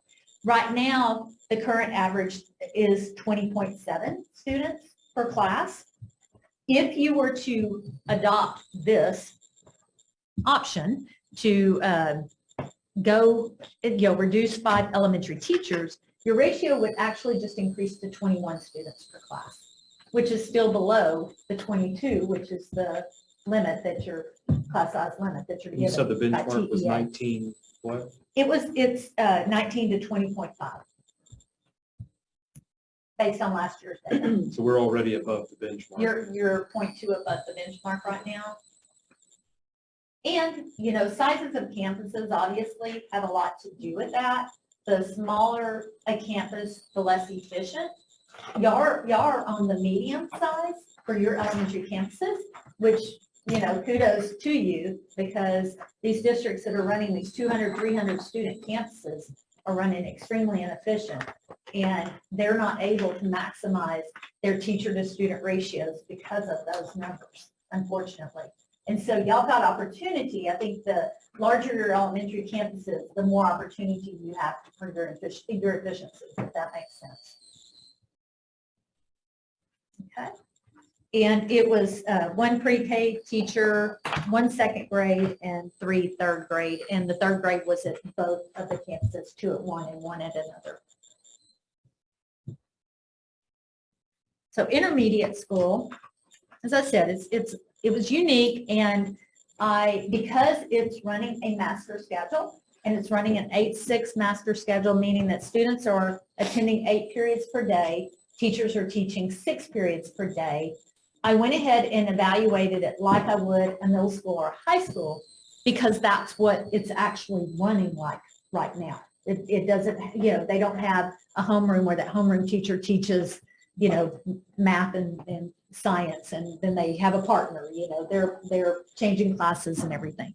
So the way that I look at the intermediate school is looking at the actual average and the theoretical average. And theoretical average just means that are there efficiencies or inefficiencies in what they're doing? And I'll tell you, at the intermediate school, they have a 20.9 current class average and a 20.9 theoretical class average. So there weren't any inefficiencies. And that is just taken all of the teachers outside of the periods that are spent at other campuses or your special education staff, and just figuring out if every teacher was teaching the 6 periods and all the students were attending 8 periods, then it's a class average of 20.9. That was the theoretical and the class average because there were no inefficiencies there. And so the recommendation at the intermediate school was consider the absorption of 5 intermediate teachers through attrition. And this includes 3 grade 5 content teachers and 1 grade 6 teacher. The intermediate school campuses average 22 to 24 students, and I'm using the middle school average because that's the way that they're functioning. The current class average is 20.9 with the theoretical at 20.9. The absorption provides an overall average of 23 students per class, which is in the middle of that benchmark range. If you went 22 to 24, it would be the middle of the range. The master schedule adjustments, and you just heard just a few minutes ago about the looking at the master schedules, as Santi was saying, when it comes to special education, but any type of master schedule adjustment is going to impact any of your campuses that run a master schedule, obviously. And so in the projections, I also gave what an 8-7 master schedule would look like, which would be a teacher teaches 7 periods and the students still attend 8, so opportunities remain intact for the students, or a 7-6, what that would result in. And of course, when you change that master schedule, you're moving to a more efficient master schedule. But often, and I don't have it on the intermediate, I didn't do it for the intermediate, but I did it for the middle school and the high school. And that was to consider, what if you had your teachers that are teaching a tested EOC or a tested core course, go in and have the 6 periods and the PLC and the conference period, but then your elective teachers and those not in tested courses would teach 7. And so then there's the modified, that's why you see on the middle school and high school, you see an 8-6.5, because I've given you that modified schedule for them, if that makes sense. What was the benchmark on this piece of data? This went on for, Intermediate. the benchmark is 22 to 24 students. Says state average. Yes, yeah, we use the state average for that. At the beginning of the slide, and it's in the report at that level, you'll see where the comparison of data from last year was that we talked about, where we broke it down to the 100 students, the number of teachers. I just wanted to put the peer data there. What's the peer average? It's back, whoops, I have to go all the way. Let me just see if I can do it this way instead of going all the way back through the slides. The peer district average for the intermediate was 20.6 and 20.2, but that was based on those, they're running it, that was based on that elementary schedule where it was the homeroom. That's what it's calculating. And the intermediate school was 21.9 at 5th grade and 23.9 at 6th grade. So I wanted to make sure that that is not counting your elective teachers. But the analysis that I did, I actually threw in all teachers except for special education and the teachers that were assigned to other periods at other campuses. I removed those out as well and did the theoretical average. Rolled the students up from one grade level to the next, and I did a 0% increase in enrollment. I just rolled up. Okay. Barrett, those peer comparisons are slides 74, 5, 76, 77. I don't know, I'm just telling you. I'm just trying to keep it. So I have a question. You've mentioned Yes. it's not like the elementary. Is that something you can even explore? Or is it too complicated because we're kind of already loaded into this other model? No, I'm not trying to open up a can. I'm just curious now. Yes, no, actually, that's a comment. Current schedule is already under review for potential efficiency. Got it. So, Perfect. yes, it would, the thing is that your 7th graders and 8th graders are, in band and things like that. And you can even offer, by running an elementary schedule at an intermediate campus, you can actually offer band and still keep it at an elementary type schedule, if that makes sense. But an 8-6 master schedule is a costly schedule to run anyway. And you're running it at your intermediate, middle school, and high school, where all teachers, regardless of what they teach, are getting a PLC and a conference period. Okay, thank you. Teaching 75% of, and I don't, they're all working very hard. That's not saying 75%, but that's, when you look at that, an 8.6. Okay, middle school as well did the current class average was 24.5. The theoretical was 23.4. The recommendations, let me make sure that this is understood. The recommendation is the rolling up of students. So it's the new enrollment. When I say, like right here, consider absorption of 2 middle school teachers, that's now your 6th graders who are your 7th graders, and your 7th graders are now your 8th graders, not your existing enrollment that's there right this second, if that makes sense. Hopefully that'll help clarify as well. And I know that the district has worked already and has been looking at that master schedule there and have identified some possible positions that are areas that they can look at. So that's already in progress. As I said, middle school is 22 to 24 students per class. The current class average is at 24.5 with the theoretical at 23.4.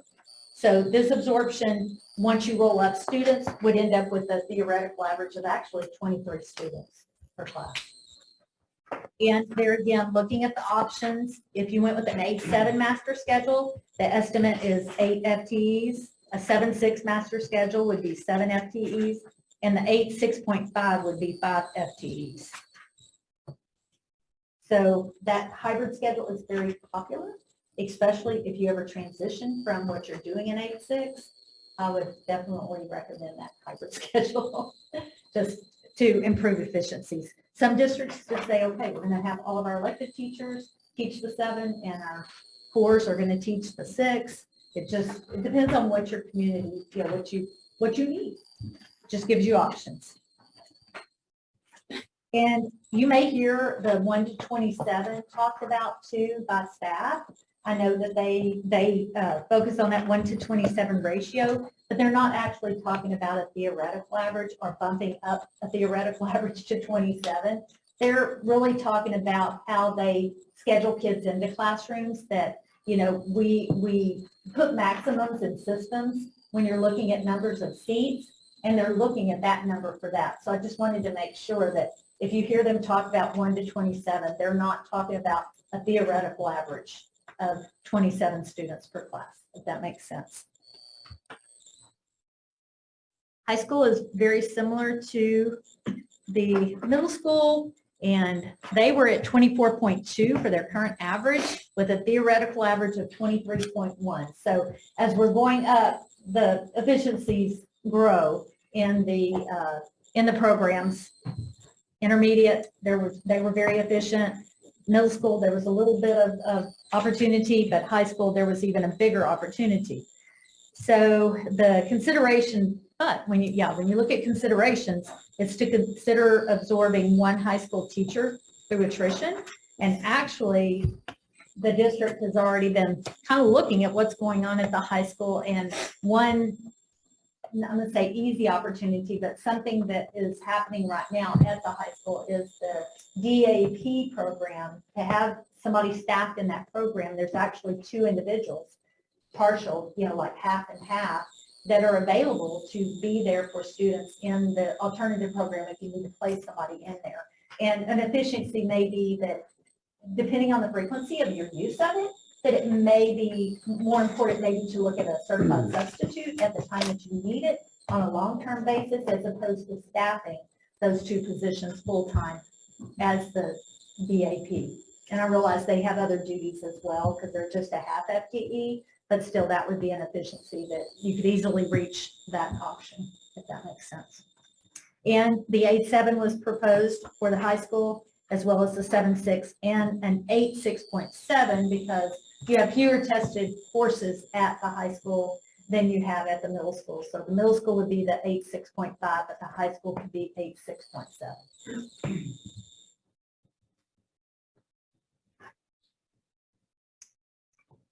Gifted and talented.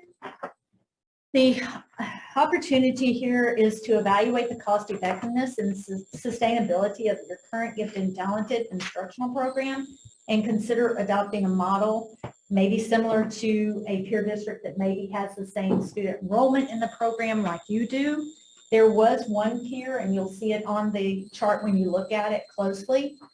Right now, Lovejoy ISD has 19.7% of your students are identified gifted and talented, and 6.7% of your teachers are assigned to the gifted and talented program, according to the funding provided through the PEANS data.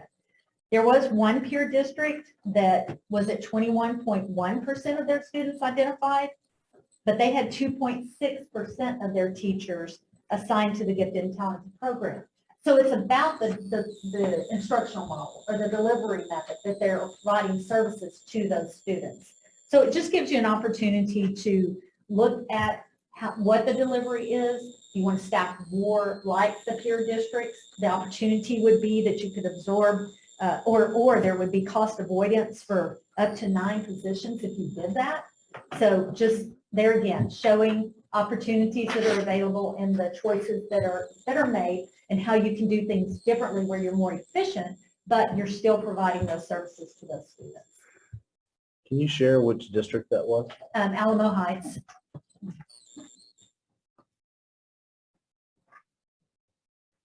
And so dyslexia, on the other hand, consider the future addition of one dyslexia position to maintain a 25-to-1 caseload.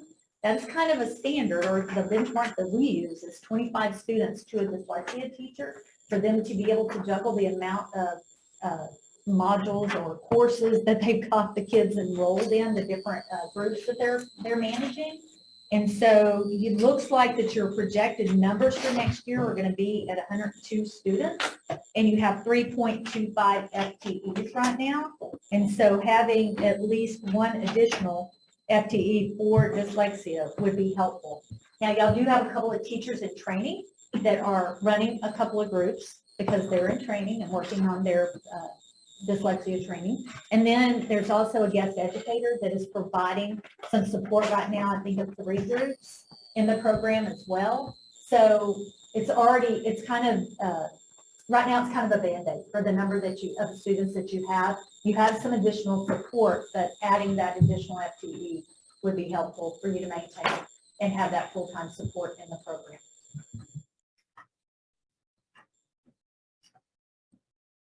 Athletics staff, high school athletics versus middle school athletics.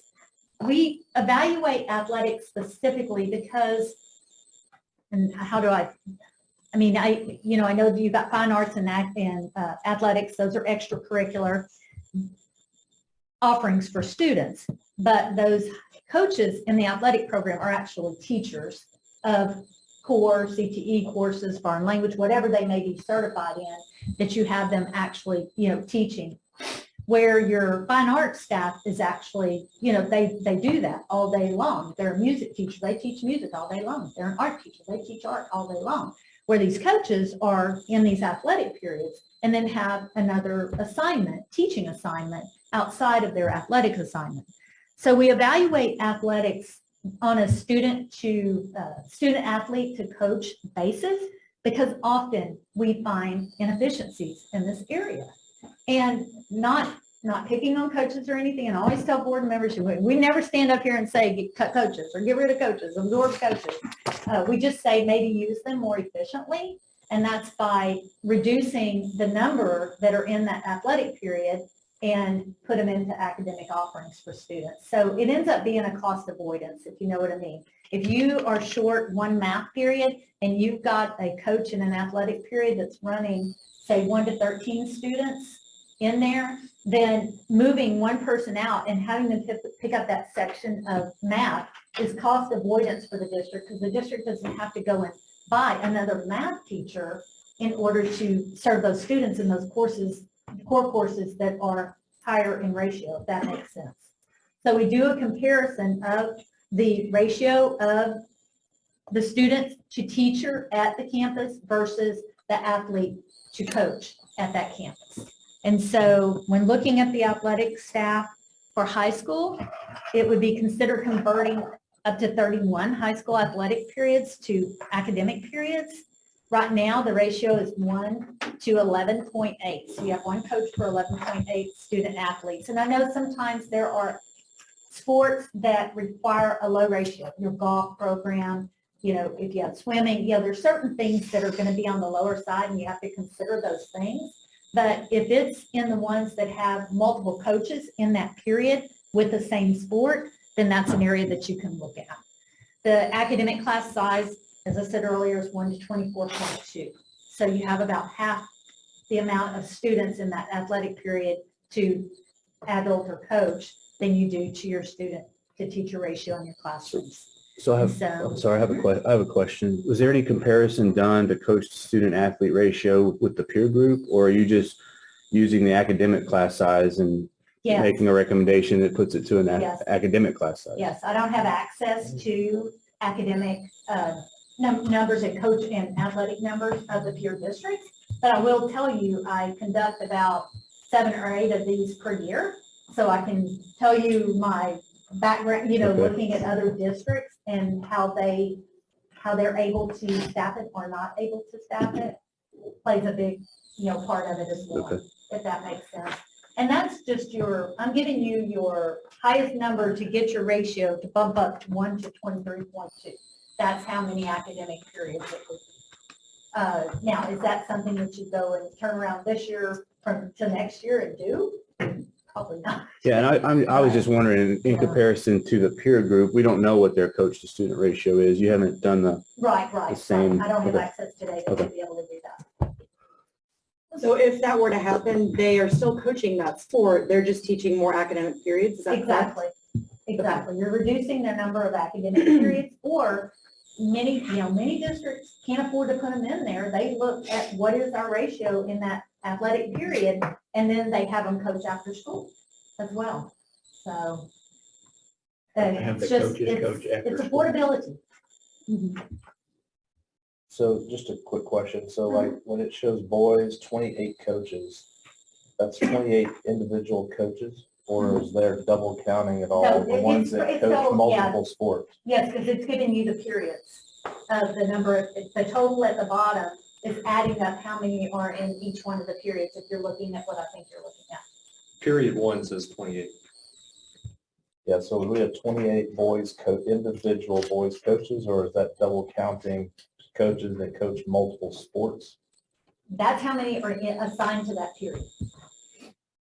You have 28 individual coaches that are assigned to first period for the 242 athletes.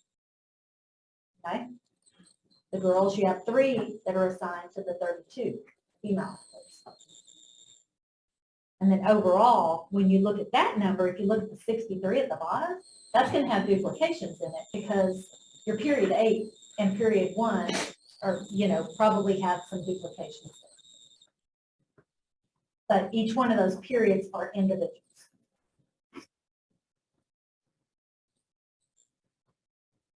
Does that seem right, Coach? 28 boys coaches? Period 1? Okay. And again, I don't know, but they're just looking at it, there's more than 3 girl coaches in that period, I know. Yeah, okay. So I'm sure it is correct, it's just a different way of looking at it. And the middle school, same analysis where you look at the number of students, the number of coaches per period. They have athletics first and 8th period. And they have the availability of converting 10 middle school athletic periods to academic periods. I know also that what drives this often too is, certifications and things like that. You've got to find if they're only PE certified, then you've got to put them in PE or athletics. And so, your certifications of your individuals hired as coaches can make a difference on how you structure your athletic periods or their assignments, which, physical education is coming up here in just a minute. But with the 10 middle school athletic periods, you're at 15.6 currently, and that would put it at 23.5. But the next thing is physical education. There are several coaches who are assigned to elementary and intermediate school PE. And the problem with it is they're trying to manage their secondary schedules, their master schedules of their secondaries, and then provide the offering of the elementary and intermediate school students on their schedule.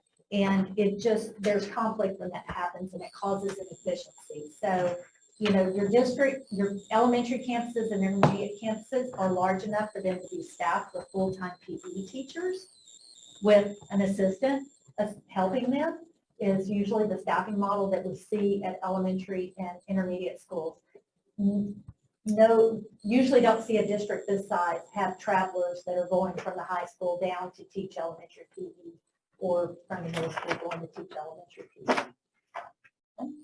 And it's mainly because of the efficiencies, and it straps the master schedule too for the high school and the middle school because they're having to work around those key periods at their elementary and intermediate schools. So we're effectively using that travel time, which is one less period that teacher coach can be serving students directly. Exactly. And it's taking more of them to accomplish it because you're accommodating in travel time too. So they're spending more time, you're using more FTEs than what a normal staffing model would be for an elementary PE class or PE program. Like I said, the size of y'all's two districts is typically one coach and one aide, where you may be piecing together pieces of them that may end up being 1.5 professional. So it's costing you more for the program as well. Okay, maintenance staff, this is just showing what your current staffing is with the average of the peers. Y'all are staffed at 1.8 per 1,000 students, and your peer districts were staffed at 3.0. So the recommendation here is to consider the future addition of one general maintenance position and focus on plumbing experience if you can. I know that's very difficult to do in this labor market, but if you could find somebody that's got some plumbing experience, it would be helpful. The APPA standard that we use is one maintenance worker per 67,500. The district is currently staffed slightly below the APPA standard and the peer district average at this point. You also have a grounds person that's half general maintenance and half grounds. And so you are sufficiently staffed without that half in the grounds department. So moving that 0.5 over to the maintenance department would also help having a full-time FTE instead of a half for that one individual. So you're saying our grounds department could stand to lose half a They position? could lose a half of the position. Yes. But you need to look at the data in there. It talks about When you get the to type of facility that you know, what level of service you want for your grounds department, because that's based on a level 2. So you have to look at the level, you know, if you want to maintain what you've got, then it may not work. Custodial, there again, it shows you at 28 positions compared to 35.6 for the average of the peers. The enrollment there, that gives you the average of peers enrollment of 5,013. That kind of helps too with what we were talking about earlier when you look at the per 100 or the per 1,000. It makes it that apples to apples. And you can see here we do the per 1,000 and y'all are staffed at 6.5 and the average of the peers was 7.1. So there again, you can determine if an additional additional custodian positions should be considered in the future to lower the cleanable square foot. Right now, y'all are at 1 per 23,954. But I will state, we already know what our ratio is going to be for next year for custodian, and we are going to 1 to 23,000. So we were at 1 to 19, and when we looked at the new APPA data out of their guidebook that they have, we could have went this year to 1 to 23, but that would have been a huge jump for us from 19,000 to 23,000. So we went halfway at 21,000. So you're really not off that far from what we're going to be using as a ratio next year. And then need to, you know, you do have some, you need 5 positions to be at the 1 to 21,000. But like I said, I would look more at the 1 to 23,000. as opposed to the 1 to 21,000. Then transportation, consider filling the transportation lead position in the future with a full-time employee. The department is being led by a part-time interim right now, and those costs would be offset by the funds that you're already using to compensate the interim, just future, consideration, which obviously when you put an interim in place, that's usually your focus is to move forward with the position. And then safety and security, consider the future absorption of up to 2 security guard positions or continue funding via the donations that you are getting right now for the school district. It would improve the efficiency of the department. You're currently staffed at 1.2 positions per 1,000 students compared to 0.6 for the average of the peer districts. But I will say 6 peer districts were removed from the analysis because they did not report any type of staff in the area of security, safety and security. When they don't report it, we remove them from that because they would lower the average of the peer districts. So looking ahead, staffing reviews help determine benchmark comparisons, provide data to identify and prioritize alternative staffing models and methods for reducing personnel costs to support retention and recruitment efforts. The staffing processes must be developed to justify and provide rationale for decision making. This includes baseline models and benchmarks to guide actions to replace, add, or absorb positions. Additionally, it is important to evaluate and monitor master schedules, class loads, teacher schedules, department staff workloads, and equity among instructional programs. Lack of these systems can prove costly and restrict the district's ability to reward employees with pay increases and attract new employees with growing salaries. So bringing stakeholders together to determine staffing goals and priorities, brainstorm creative staffing ideas, and earmark methods for attaining goals not only benefits the staff impacted by the process, but is the best overall approach for supporting student learning. And so that's exactly what this is. It just gives you that menu of items that I talked about earlier. If you've got some goals that you're trying to meet, this will give you some data or some information that can help you meet those goals. So I provide at the end of the report the cost estimate of the recommendations in there, whether they were pluses and minuses, and you can tell on there. And the next one was the cost avoidance, and that included the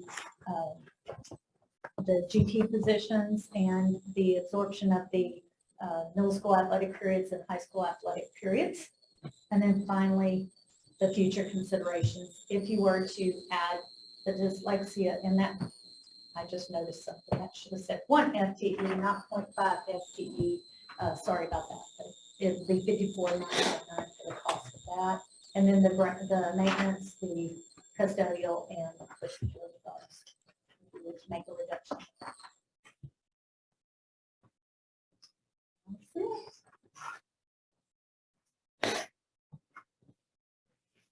Thank you for asking questions. Easier than flipping all the way back through, but I'll be glad to answer any more questions you may have.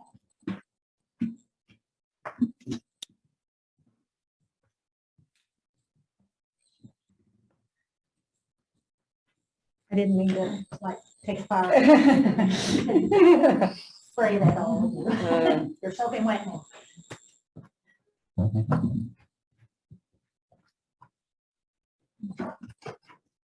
When I'm not here, you may ask Jennifer. She knows how to find me and make any other clarifications that you may have. Thank you. Mr. Parker, did you want to speak to when we dug into the coaching as the findings a little bit about how certification plays into some opportunities to become more efficient? Yes, she was duly referred to moving 31 athletic sections over to academic sections. It took me a while to wrap my head around what that looks like because it just didn't make sense to me. As a principal, you look at, I don't have 31 athletic sections, but really the best way that I could put it as far as an analogy, if you take when we hired our our volleyball coach, for instance, when we hired Natalie Puckett. We hired a coach who could also teach math, right? If we would have hired that coach and she or he were a PE teacher, we would put them as coaching volleyball and then just go, for lack of a better term, and this is a terrible term, dump her into elementary PE or intermediate PE or middle school PE or even high school PE, but we'd still have to go hire that math. That's not a very efficient model to continue to follow. However, we hired a great volleyball coach who's also a great math teacher. And that's the model that we have to continue to follow because we're really killing two birds with one stone with that. Another example is when we hire Jake Mayfield at the high school.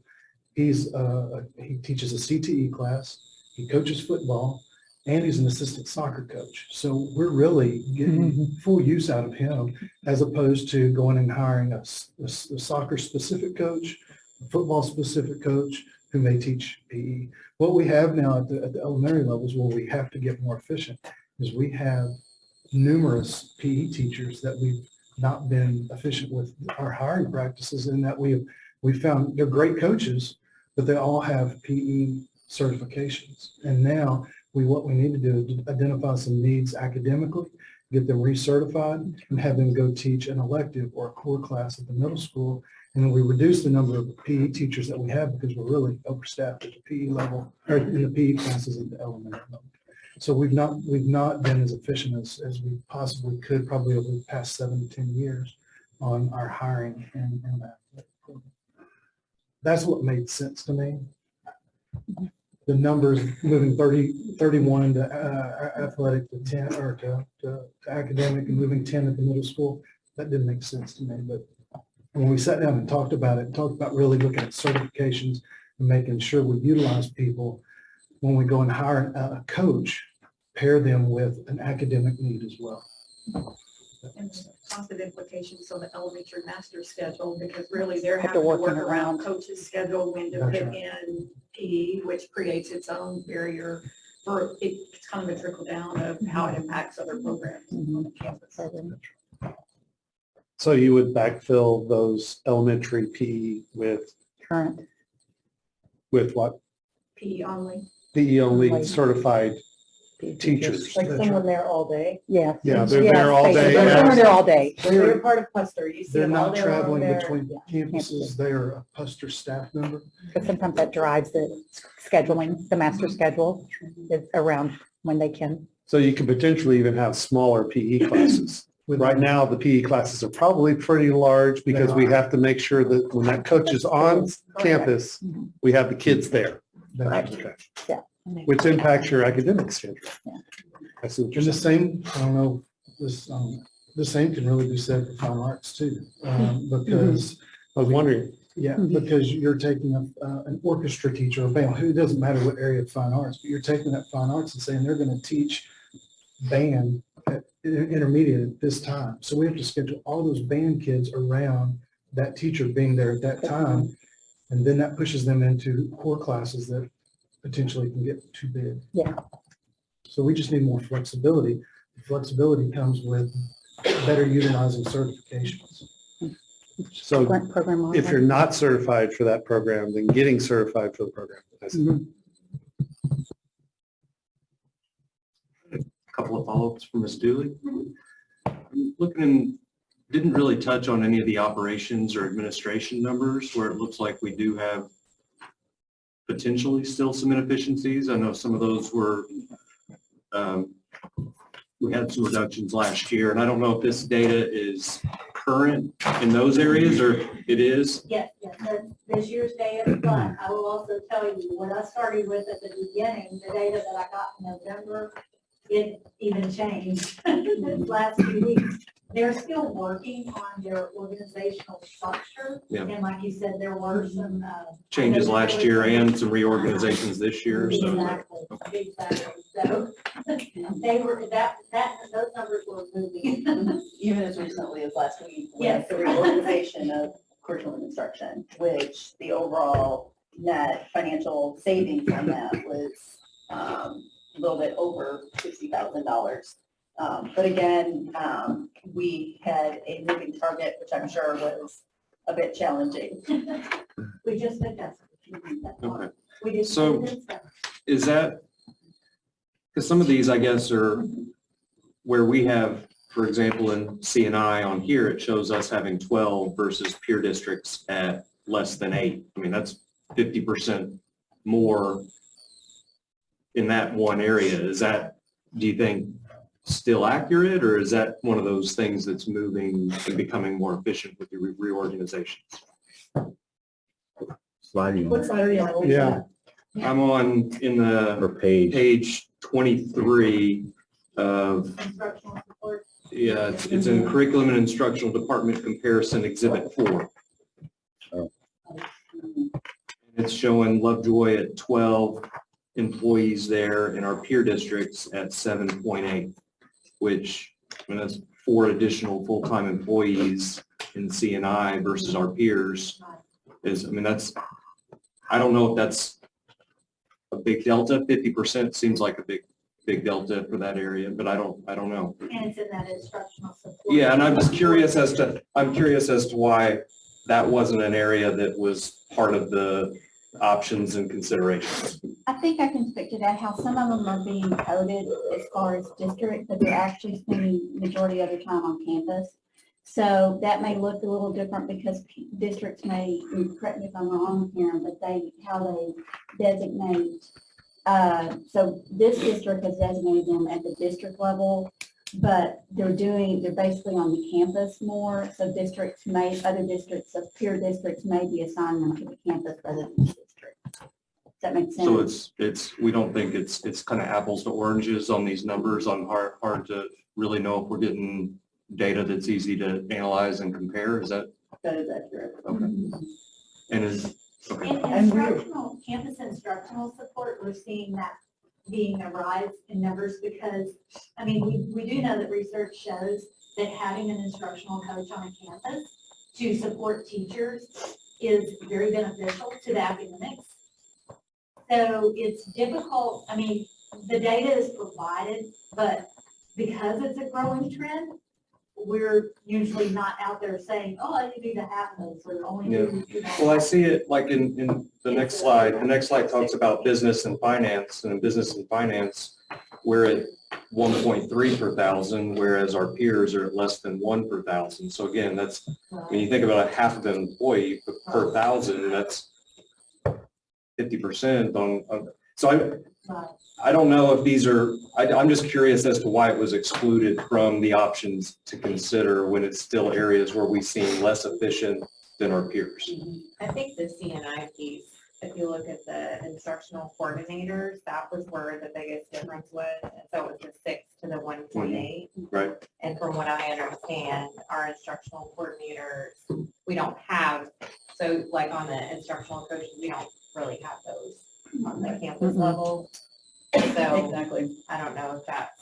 So that would be an apples and oranges comparison. And the Right. other reason, it is under review, it's under active review, which is why it's just reorganized to be, right, to be more efficient financially. So, and that'll be ongoing. You know, anytime we have an opening, we're analyzing to see, can we do it more efficiently and more effectively? Okay. Because I'm seeing the same thing in operations, but I mean, our business and finance, our operations and our CNI all look like they're about 50% above our peer district. So if those areas, I just want to make sure if we're looking at all these options, that we're not excluding other opportunities. Yeah, we use all the data that's provided to you. If it's not given as an option, and I'll tell you, in those areas, was because it was this moving part. They were constantly, you know, there were things changing throughout the time that I was making this stuff. And so trusting that they know what needs to happen with y'all's input. And just because it didn't specifically say an option, because there wasn't a specific benchmark that we used for it, it was just the pure comparison, but it is there for you to make decisions. Thank you. I struggle to see how 31 athletic periods can be eliminated without reducing the quality of what we're doing. I just don't see how.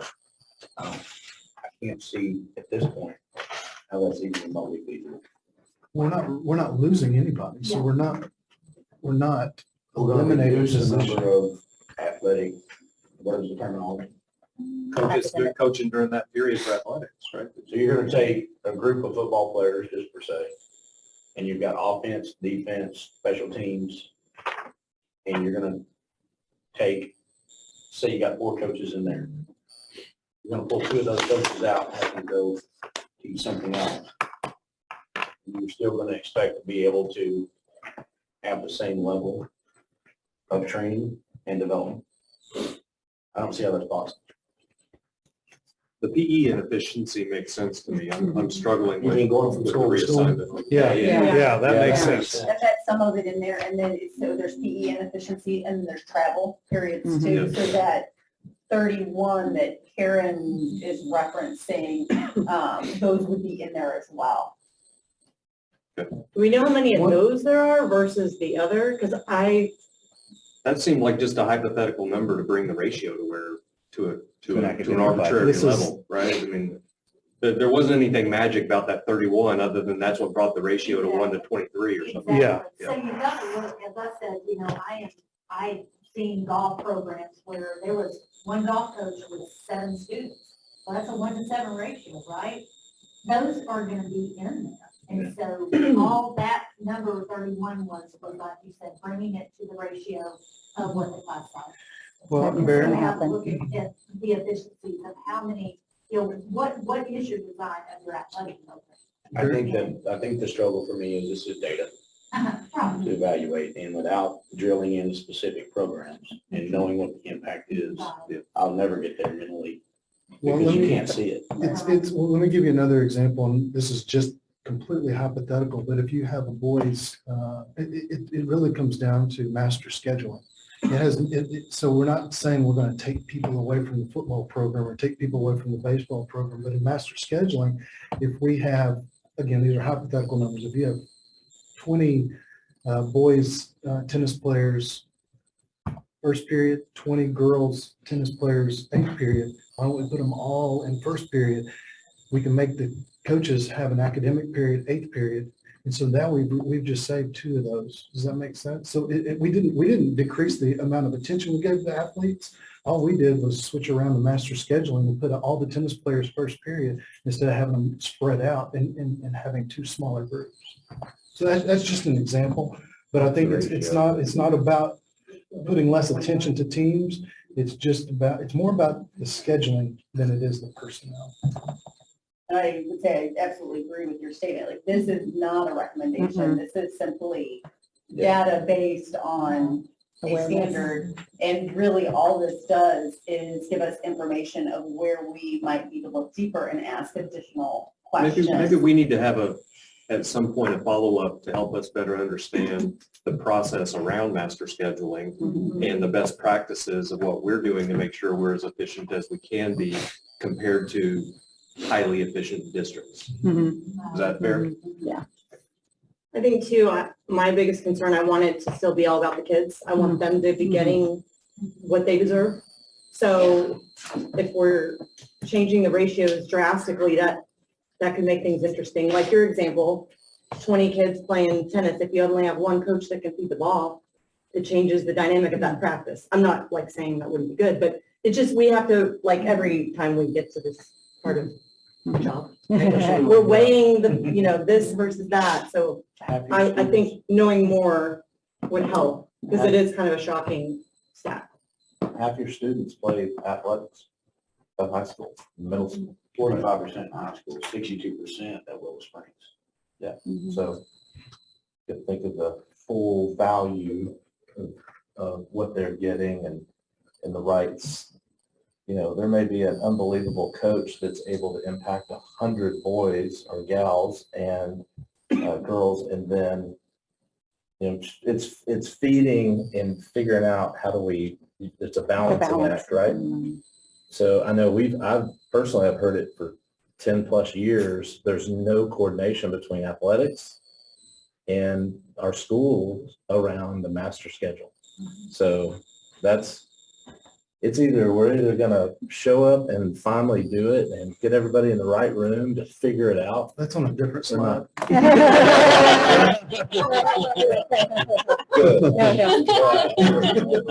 Yeah. I can't do any more for a We still while. have a couple more hours. Let's get into that. Yeah. In about two Good, more perfect. items on the. And I would say, Chad, that's a common theme also when we talk about special Special ed. education, because really, it has to be scheduled first and then really worked around that. And that's really where we see some of the inefficiency. So I agree, you're taking care of students and being efficient. It's definitely on the radar, just how we do it. And so having all stakeholders at the table is important. Yes. Can't be silos. Yeah, the sped and GT, I just. Yeah. Trying to get your mind right. And fine arts. Fine arts has a similar challenge.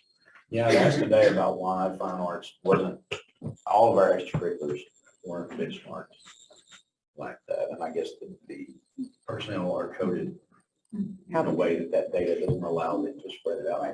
And they're in there, but they're in when you see the teaching numbers. So we really don't get a look at, what those other extracurricular program offerings. One, how many kids are we touching? And two, what does it look like efficiency? I guess that would have to. be And that falls in, right, and those need to be done internally. That's where that falls in that master scheduling discussions, which we're already having extensively. Your class loads are very important at your secondary campuses. I think that's what y'all are touching on, is what are your class loads? What are the amount of students that are being assigned to each teacher throughout the day, and knowing what those are? And that can definitely bring some dialogue to the, or information to the conversation that takes place.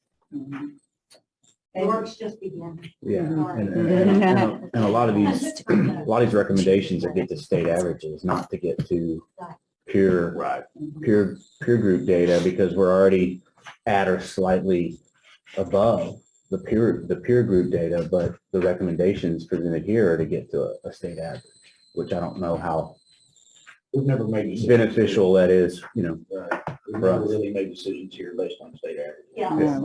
At the same time, we're in a circumstance where we've got to balance this budget. And we've got to augment fund balance to take care of our staff. Sure. And so this is information we need, struggle with it. Just know whether or not it's actually executable based on what our strategic objectives are. But perhaps through scheduling, some of it is, or maybe all of it is.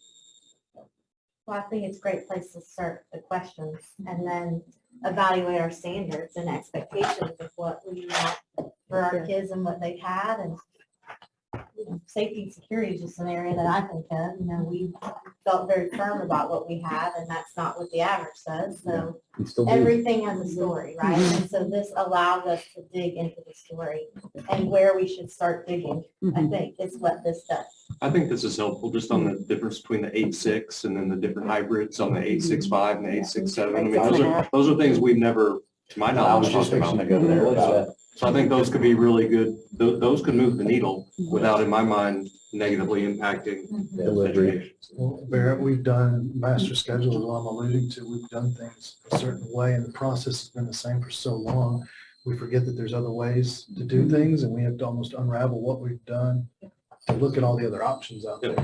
There's some good options here. That's right. And sometimes it feels like that we're taking away something from what we've created when really we're just going about it a different way. I guess 3 cents to various GT, special ed, extracurriculars. We strategically focused on those areas, specifically to rehabilitate our academic programs, to recoup or to perform at a level that we felt like was consistent with the values of this district. And so through all this process strategically, it would be very hard for us to make a decision that diminishes that. Although we've got to find the money from the budget, our strategic values have to stay at the forefront of what we're doing. And anyway, it's just hard. It's a tough conversation. So thank you for all that data and all of that. Any other questions?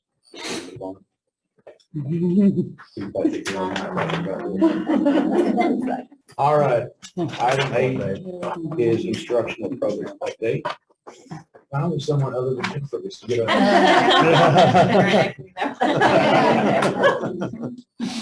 Will you keep the podium or not? So I'm going to use some of the same language we've been hearing. This is another piece to the puzzle. This is, just information gathering, some possible opportunities, some options. It's just adding more information to that. So our team has been looking at our instructional programming, and I think we just alluded to it, is that we're committed to having high expectations and strong systems so that every student can accelerate to their personal growth and academic development. So that's at the forefront when we look at decisions and programs. When you look at some of these instructional programs, all of our students are general education students, but there are programs that enhance and enrich their educational opportunities here. So the 3 that we're going to look at tonight are special education, English learners, and gifted and talented. So we're going to kind of take an approach where we're going to talk about our current program model in each of those areas, examples of other program models, and just kind of give you, to reiterate, some of the staffing information that Karen provided you as well. So I'm going to do a little bit of a tutorial, and just remember, special education, definitely the intent of the hard work that goes on the campus is really providing the opportunity for students to receive quality education to support really where there's some gaps. And that's important to us. You guys have alluded to it, really is why we put the funds and energy and staffing into it. And so we really want each student to reach their potential. Dr. Tinsley just mentioned, and I feel very strongly, sometimes even in special education, we've had to really work on changing our language. And I think I said this a couple of months ago, a student will qualify and we're like, they're ours. And really, they're a general education student that really receives special education services. And that partnership is key. It's beautiful that special ed is now walking in under the umbrella of C&I, because really it's taking all of us to support the work for students. We have students that we serve in special education that are twice exceptional. That means we serve them on the special education side of the house. They also receive services in Bree's fabulous program. And so it really, we're all intertwined. But when we make special education decisions, and Karen did a great job just sharing ratios and numbers, and really when it comes down to making decisions, we really look at each individual student. That's driven by the evaluation, the staff, the assessment staff, the diagnosticians, the LSSPs complete, and then determining on really where their strengths are, where student strengths are, and where are there any gaps. Then we look at, and this is a refresher because I shared this a couple of months ago, of here's really the continuum of services. And what makes it a little bit unique, and some of the language that Karen used, it's not always apples to apples, because a lot of times districts have cute names for programs, but really what the state looks at, and when we send data to the state and how we code a student, really they're looking at the criteria. Mainstream is really what we consider least restrictive. That means that time is in general education. Again, that partnership between special education and general education is very high. We have mainstream with modifications. That means the student is sitting in a general education classroom and their work or content could look different. They may not have the same standards that their peers sitting next to them may have.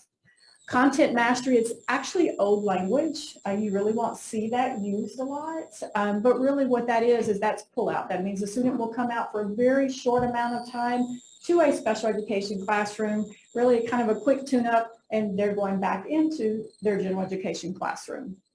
Resource room, when we start looking at percentage of time, so really resource room all the way down to residential is really, you're talking more time out of the general education classroom, that's percentage of special education time.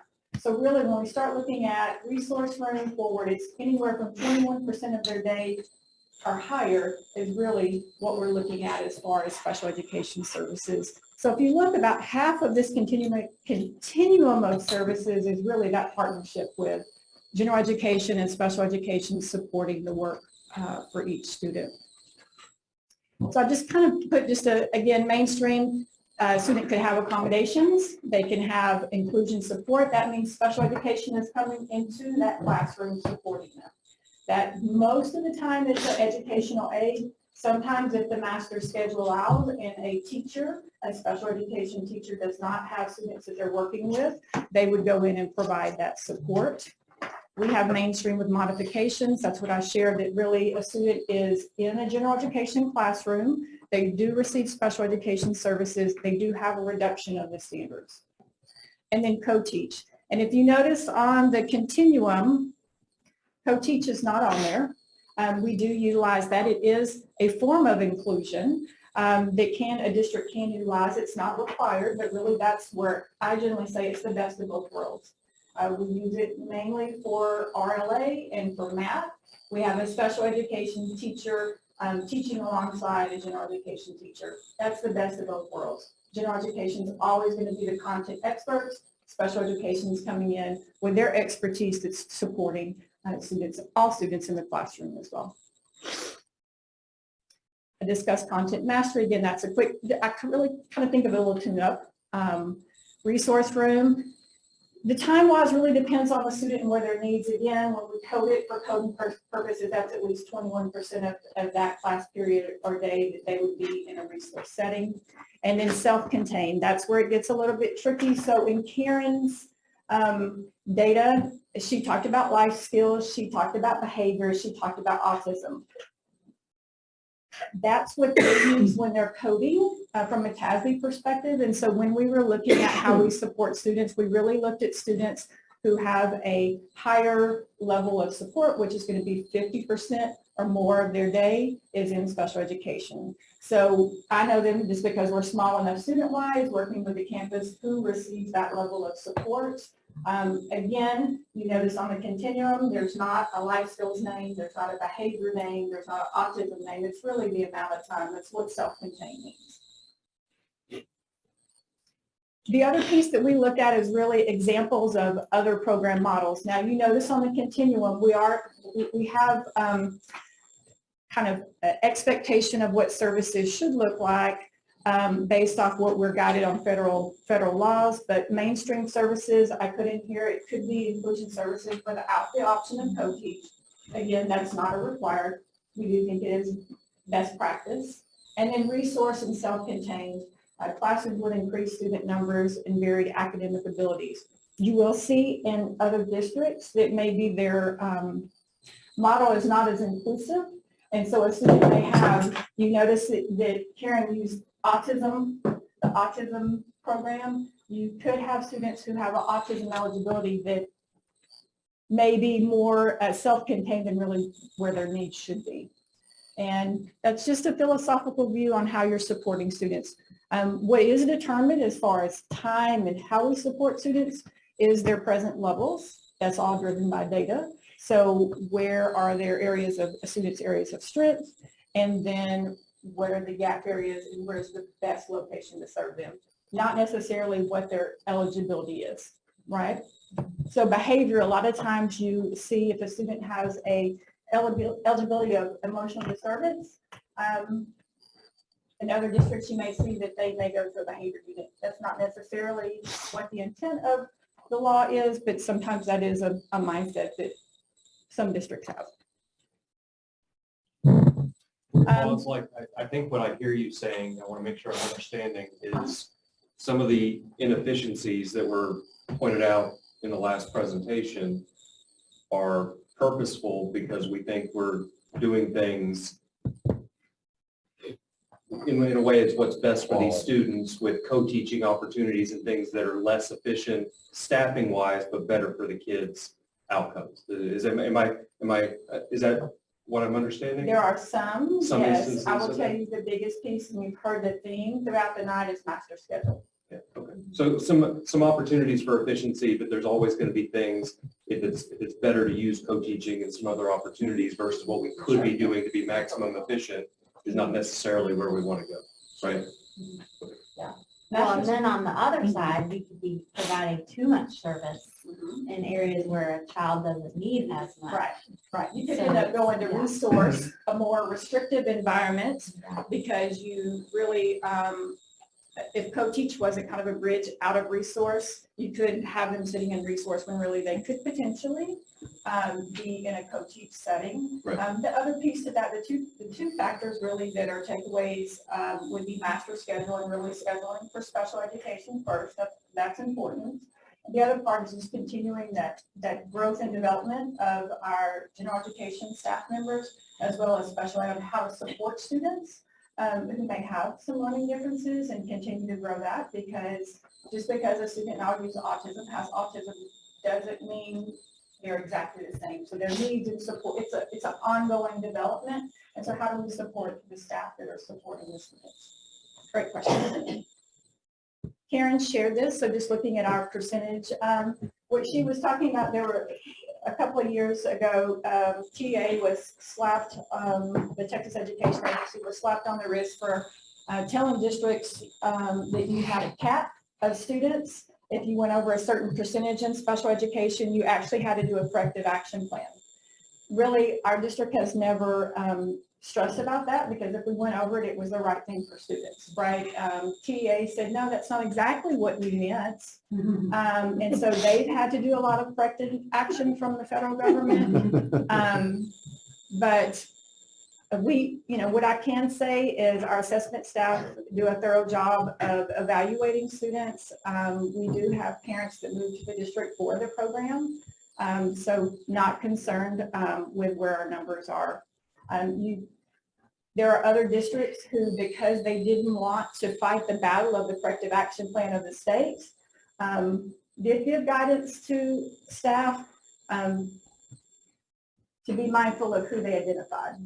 And so that was not the philosophical belief of Lovejoy. We've always done the right things for kids, because that's the right thing to do. So who can slap TE on the wrist? OSEP.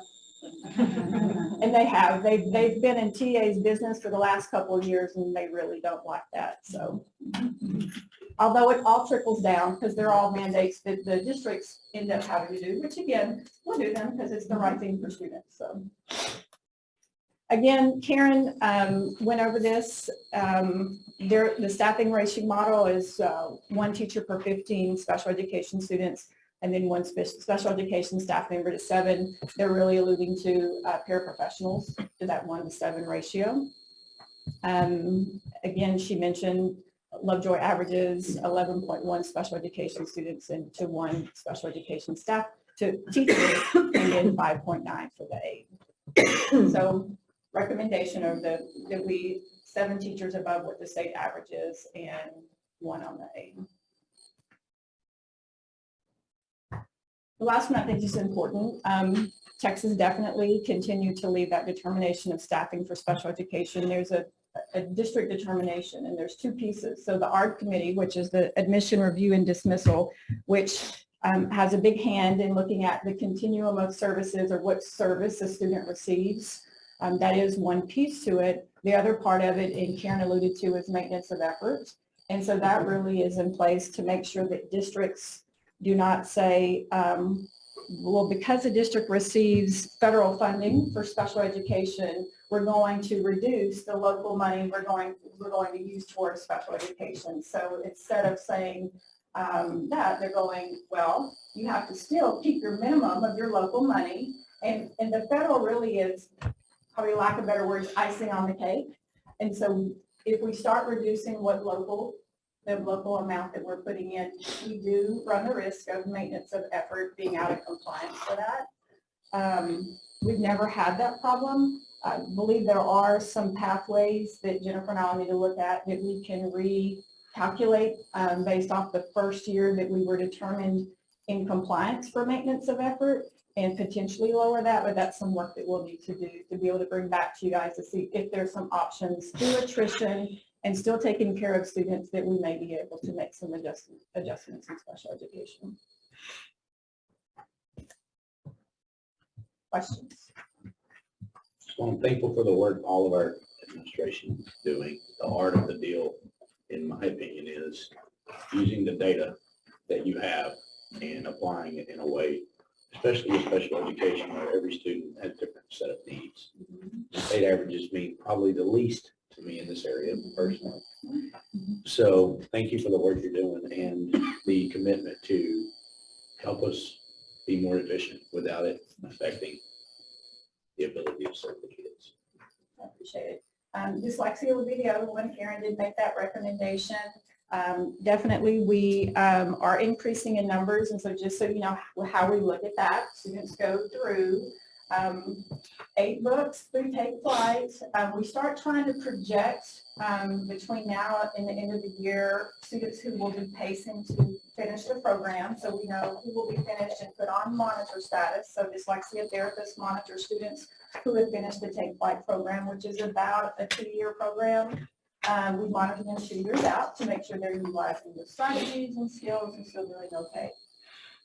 Variables that come into play, we are a sought after district around dyslexia, so we do have parents that move here. I've said before, Scottish Rite definitely uses our name a lot for parents who are looking for districts to come to that support students with a dyslexia eligibility.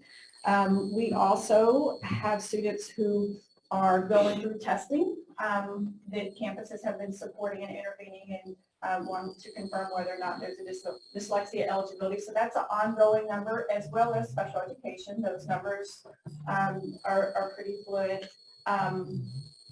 And so we also are doing kindergarten and first grade screenings. And so out of that, we could potentially pick up some more students that we may not know. So these are our known that are in the report that Karen used to be able to project as far as students. So she mentioned we have 2 staff members that are in training, and so both on their own opt to go through our dyslexia therapist training. And so part of that process is getting hands-on work with students. They have to get so many hours per year, and so in order to help, they're doing that either 0 hour, which means before school, or giving up a conference time to be able to get that. It was a win-win for us to be able to pick up groups. The third person that she alluded to is a guest educator who was a former dyslexia therapist who was able to pick up groups, because groups come together throughout the year. Remember, the evaluation process never stops. So if we have students that we evaluate and they do meet eligibility for dyslexia, and we put groups together. Well, remember, we have 8 books, so you're going through the books. I can't put a book 1 in with a book 6. It doesn't work like that because it's sequential. So there are some various. Master schedule is a big factor as well. So how do we open up space and make sure that we are projecting out for potential groups? Because it's not if, it's when we will have additional groups. So any questions on the dyslexia piece?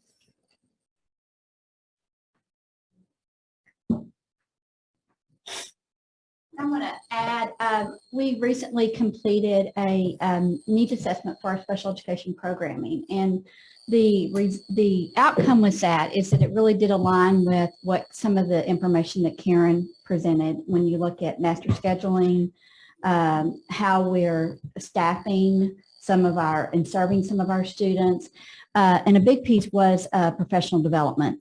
So as Sancy alluded to, that is that's building a plan where we're not just focusing just on building capacity of our special education staff, but our general education staff as well. Because if you look at this, a high percentage of our students are in that general ed setting. So how can we ensure that our teachers have the tools in order to serve those students? What's exciting about that is that some of the recommendations that have come forth on that, Sancy is going to be leading a team of teachers who actually had some they were part of that. They had some input and they were interviewed as far as some focus groups for that study, both general education and special education. So that team is going to come forth with a recommended action plan on how we respond, because we thought it was very important to have teacher voice around that as well too. So we'll be coming forward soon with you on that, on the results of it. So that's pretty exciting. But the good news is that the same message is coming through in all of these reports. So. Okay, gifted and talented programming. just an overview of what what gifted and talented programming is. It's and this is really defined by the agency, is that we're ensuring that we're offering students appropriately challenging learning experiences by modifying the depth, complexity, and pacing of curriculum to meet the unique social, emotional, and intellectual needs of our gifted and talented students. So we have to ensure that our services for these students are comprehensive and also include options in the 4 foundational curricular areas, which is math, science, English language arts, reading, and social studies. So as you'll see as I go into this, how we are ensuring that we're providing those services in those 4 content areas.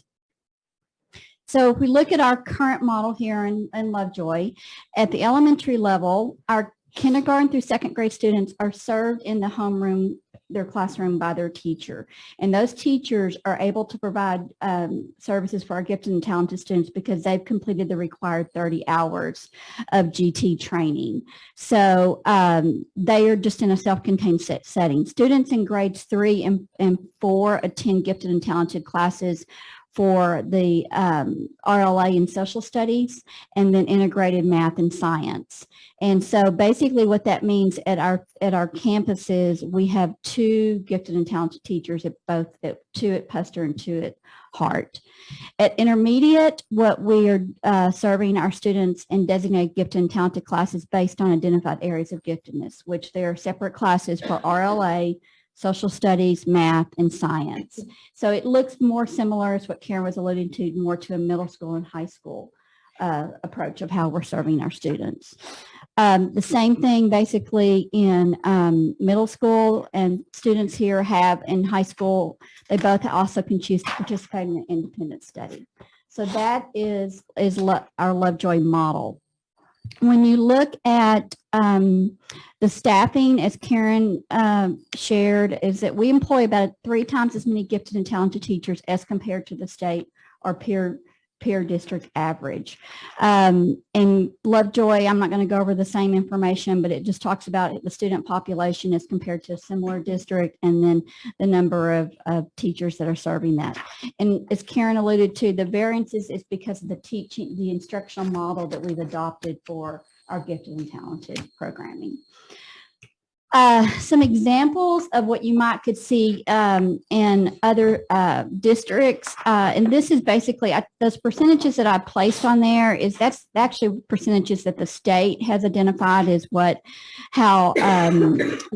models most districts are following. So the first one is they're in a designated heterogeneous or homogeneous classroom, and so the teacher has to have the 30 clock hours of professional learning with the nature and needs of gifted and talented, and the instruction is differentiated within that classroom setting to support those students in those 4 content areas that I addressed.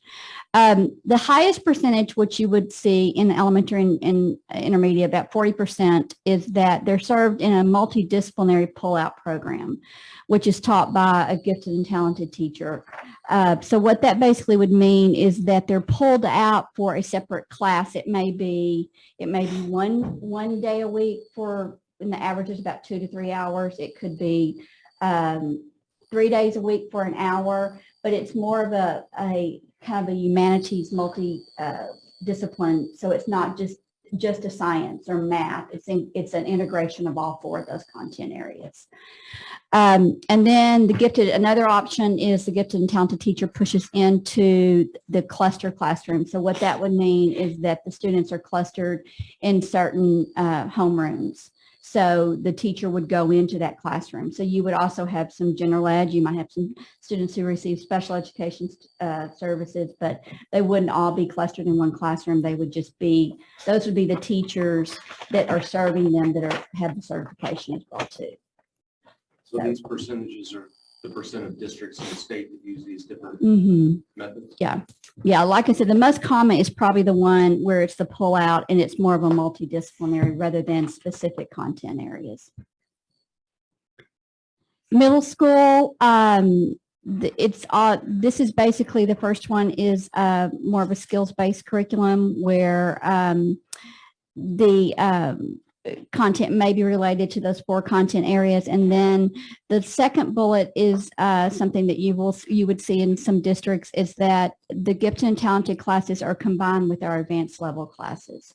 So the teacher teaching those classes would have to have the 30 hours of certification. So they're serving advanced students, but they're also serving GT. So it's a combination, rather than having where we have advanced classes and then GT classes. And basically the same thing, you would see that at the high school, but the high school has a little bit more flexibility because the pre-AP and the AP courses can support that too. So that's kind of what some other examples or some models. That's not the end all, but just wanted to give you an idea what our model looks like as compared to maybe some other models. So questions?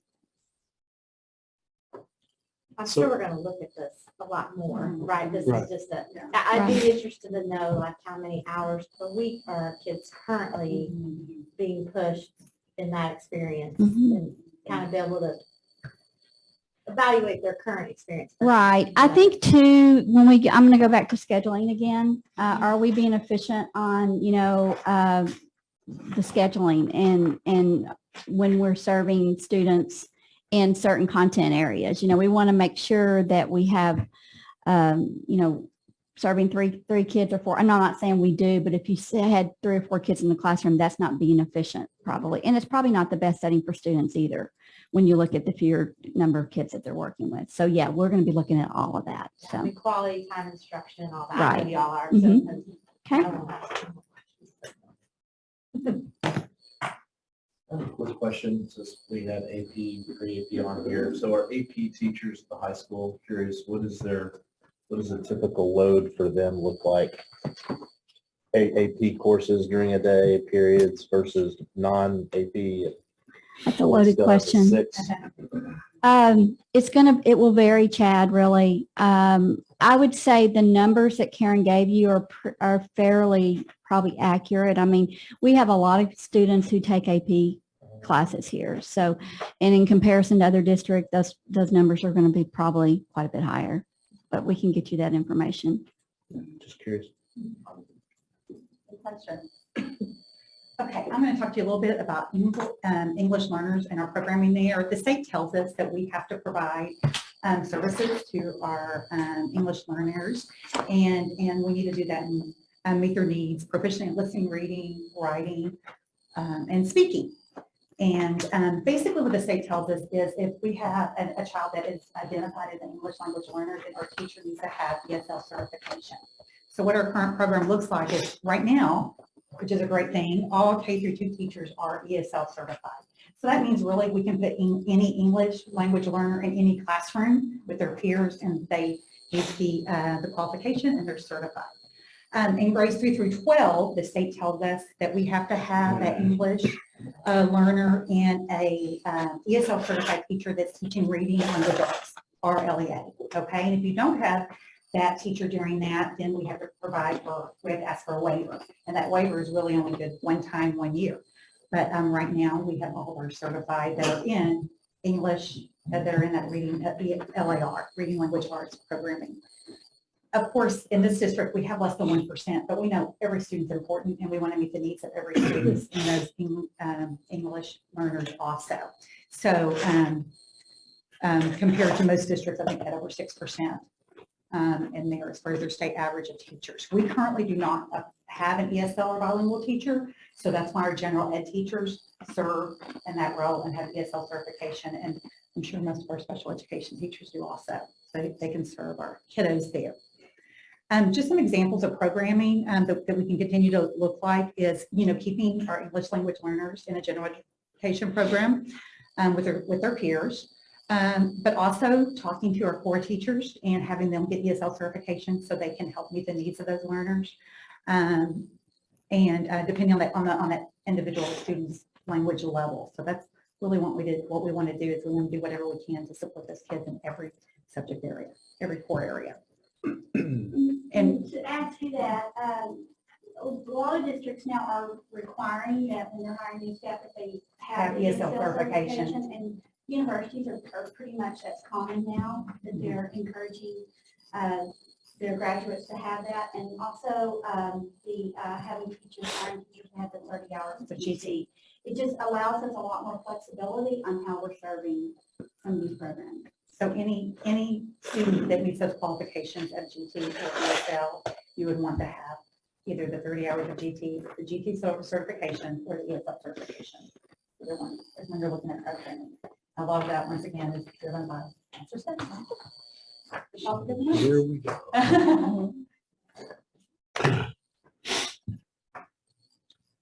So really, after hearing all of that, we want to know, what do we do next, right? What are our next steps, and how do we become the buzzword of that more efficient? And there's some things that we can do. We've actually begun doing today. We visited with the Willow Springs staff to talk about the processes that they go through with the master schedule. So some of the things that we can do to become more effective and efficient are schedule these special populations first, our English language learners and special ed especially, because they're our smallest group and they're more specific, and we don't offer as many sections of those. So it only makes sense that we so you can schedule a couple of different ways. You can, which you would never do, but you could go and hand schedule every student. You can use a combination of that with computer programs that they offer. To begin with, to make sure that we schedule the most efficiently, we want to go in and hand schedule our special ed students, our English language learners, because our options for those kids are so much fewer. And then we lock those in, put it into the computer, and let the computer build around those kids. What we have been doing in the past is we'd let the computer build a schedule, and then we would try to plug in our English language learners and our special ed students. And that is where our inefficiencies became very apparent, because it just doesn't work that way. So it only makes sense to schedule those kids first and then build the schedule around those students. Some other things we want to do are eliminate inefficient class sizes. What we mean by that is sometimes when you have a schedule that's built, you may have a class that pops up with 12 kids. That's not very efficient. We can take those kids out. We can hand schedule those kids into a class that already has 25, 26, and now we've become a bit more efficient with those 12 students. We can take that teacher who is going to teach that section of 12 students, and we can put him or her somewhere else, or build a larger class size for them to be more efficient with that FTE or that section for that teacher. Balanced class sizes, just making sure that we work off of a standard teacher to student ratio, which I'll talk about a little bit more in just a second. Build diverse rosters. So we don't want to put, when we talk about a general education classroom, we want to have different levels of learners. That's just good practice for kids. We don't want, all kids who are alike. We want some of maybe our lower performing students learning from our higher performing students. And those lower performing students are always going to increase or raise their level of performance when they're around students who are performing higher than them. We want to, which we've always done, guarantee common planning periods. So no matter what option we go to in the future, whether it's the 6 of 8, 7 of 8, or 6.5 of 8, we always still want to continue to allow teachers to have a common planning period so they can work together to build lesson plans that are the most effective for student learning. And we don't ever want to move away from that. And then, like we said, utilize software, which all of our counselors, all of our assistant principals, and this is really for middle school and high school because those are the most complex master schedules. The counselors, the assistant principals, and the principals over the next 3 weeks, beginning next week, are going to be going through a full day. It's 3 full days of training with Nancy Lessner on a software that we already have. We just never fully utilized it. And so now she used to work for PowerSchool. PowerSchool is the software that creates it. So we kind of have an in-house trainer that it would cost a lot of money to bring in. So we have that person in-house. Some other things to consider. Again, maintaining teacher-student ratios. So for instance, at the middle school and the high school, we really want to schedule around a 27-to-1 teacher-student ratio. That doesn't mean we won't have a class of 29. It doesn't mean we won't have a class of 23. But if you average that out to about 27 at the middle school and high school, that will balance out the schedule most effectively. One of the things that Chad brought up earlier is including all stakeholders and departments to develop the master schedule. We need more people around the table instead of less and fewer. So when we make a decision on special education, How does that impact GT? How does that impact athletics? How does that impact fine arts? And vice versa. When we make a decision about fine arts, how is that domino going to fall, and how's it going to impact all the others? One of the things that Karen referred to, and I know Mr. James has brought up, is what staffing model do we, or what master schedule model do we use? Do we continue with the 6 of 8 that we're on? Do we use 7 of 8, which teachers teach 7 out of 8 periods? Do we go down to a 7-period class schedule day and teachers teach 6 of those? Or do we do a 6.5 out of 8 where core teachers teach 6 classes, have 2 planning periods, and electives teach 7 classes? So all of those things are on the table and to consider. One of the other things is to review our fine arts and athletics programs, which we have begun doing, and we have some information, especially about athletics, here in just a second with Coach Ross. But even more, another very important thing that we have not mentioned very much tonight is staff certification analysis. So what are our options when we have a teacher who is teaching this class? What are the other options? Where could we potentially put this teacher to make us more effective, more efficient, to open up for somebody else to come in and teach that class? So we need to just know what all of our options are, and we've never really looked at what our options are, because if you look again at the staff at the master schedule, it is at the high school especially, it's a 5,000 piece jigsaw puzzle, and you need to, if you can have one piece of the puzzle that can go in 5 different places, that's a lot better than that one piece going in just one spot.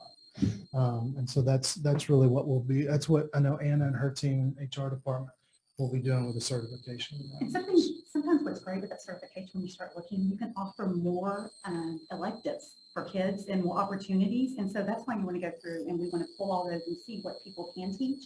You know, where, because a lot of them may have a love for something else and they're not teaching it because it doesn't meet it's not meeting our master schedule needs. So I have a question about that. How hard is that going to be to do? When you hire and onboard the person, is there like a field in our system that says, okay, math, English, whatever, and you just can populate it and get some lists? So you're saying we don't have that data, we got to collect it, we've got to understand all of it? It should be in, we should have it. Okay. We should have it. TEA has a database that we can pull, but yes, but it really gives you more opportunity for your students and for your kids. So obviously not obviously, but the periods in the day, we talked about that a little bit tonight. So how do we arrive at this formula, this decision? Are we in a position to continue on for 8 periods? Or do we need to go to 7? Is that part of the scenario analysis we're fixing to do and receive? That's some of what you received tonight in terms of a first look at that data and information. We will continue to analyze that in alignment with cost, right? So everything we do has an associated cost. Looking at 22-23 budgetary development as we go through this process this spring, right? Like this is just a part of that ongoing conversation. We will look at what Jennifer puts together in terms of models. I would imagine in that model, based on a priorities that you all set, you set 2 top priorities, restoring fund balance and compensation. So looking at those in a budgetary model, what do we need to look at doing differently so that we can achieve those objectives and have a balanced budget? And sustain, right? So we're hoping to make these decisions that are long-term. And so it's not every year are we doing this, or we doing that, or we doing this. Like, well, you raised a great point. We want them to be sustainable, and we also want to make sure our students continue to have an excellent experience, and that the things that make Lovejoy ISD uniquely special, that we're able to continue. And so in every decision we make, we're being mindful of that. You heard about some opportunities for efficiencies within special education, but I think you also heard about a commitment to that we've already put action behind in terms of becoming much more effective. That involves additional professional development. It involves a restructure that's already happened with putting special education under curriculum and instruction. So we're constantly looking at all the different ways and that we can influence the quality of our programming, because we want our students to continue to have an excellent experience. I think it's important when we think about what Amy just said too. There's certain programs that every spring, they're like, oh my gosh, again. And I hate that. So I would love to get the plan, go forward and not have to bring up this one topic. I mean, those poor people have got to go, oh, great, it's February, here we go, you know? And I hate that for our staff that does great work because these things just keep bubbling up. So if we can get the master schedule, figure out the periods, and then just, you know, that would be nice. But we don't like having to decide it either. It's like, not fun.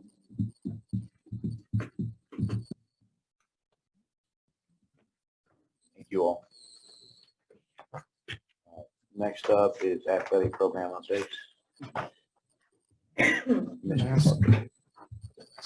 ask Coach Ross to come up and join me for this because he lives this every day, so he'll be able to speak a lot to it. First update I want to give you is, as you probably all know, this is old news by now because they've worked through this 3 or 4 times over, I think, is our new UIL realignment. So those of you, I don't know if there's anybody who doesn't know, but every 2 years, UIL goes through a realignment process to be able to balance out the field because there's always changing numbers as far as the size and growth of high schools and enrollment at schools. They want to make sure and balance the playing field. So we got placed in 2 new different, they do this for 3 sports, volleyball and basketball. And typically those are very similar as far as the teams that are in those districts. And then for football, which is a little bit different because they separate us out into Division I and Division II schools to make it a little bit more equitable as far as the competition and the size of schools you're playing. So Coach Ross will speak to this a little bit more later because he's been in meetings all day, I think, with these folks to get a little bit more information. But anyways, these are the new districts that we'll be competing in for the next 2 years through the 2024 school year. But we wanted to take a look, and on the last presentation, it was really a review of the Fine Arts Department and the Athletics Department. And what are we doing well and what are we not doing not so well? And we wanted to look at a few things. Number one, what are we currently offering? And then what are we offering or what are we not offering compared to who we compete with and some of the other schools that are very comparable to us. So we looked at a bunch of different schools that are comparable, whether being one of those 2 criteria, either we compete against them already or they're similar in size to us. So these are the offerings, and I won't spend too much time on this slide, but these are the offerings that we athletically that kids are able to participate in at both Lovejoy High School and Willow Springs Middle School. And at the high school, it's pretty much your standard sports. There's not much variance from school to school when you get to this size of school on what kids can participate in athletically. When you get to Willow Springs, that's kind of where you see a little bit of variation as far as a few sports that we offer. And if you look at some of the other districts in the area, what they offer, and then so the first 1, 2, 3, 4 are the districts that are either in our area or we compete against. And this is at the middle school. I'm sorry, this is at the middle school level. So Allen, we compete against them in our middle school schedules. Rockwall, we compete against them, and Wiley, we compete against them in our district. Frisco, we threw in there just because they're in the area. Argyle and Melissa, they're just now moving up and they're growing rapidly. And so they are approaching, if they have not already surpassed us enrollment wise. So that's why we put, and they're very successful in their athletic programs. And so I wanted to make sure and include them and compare what do we offer. And so you can see all those schools, they offer volleyball, football, basketball, track, and cross country. When you get down to the soccers, and they also all offer tennis.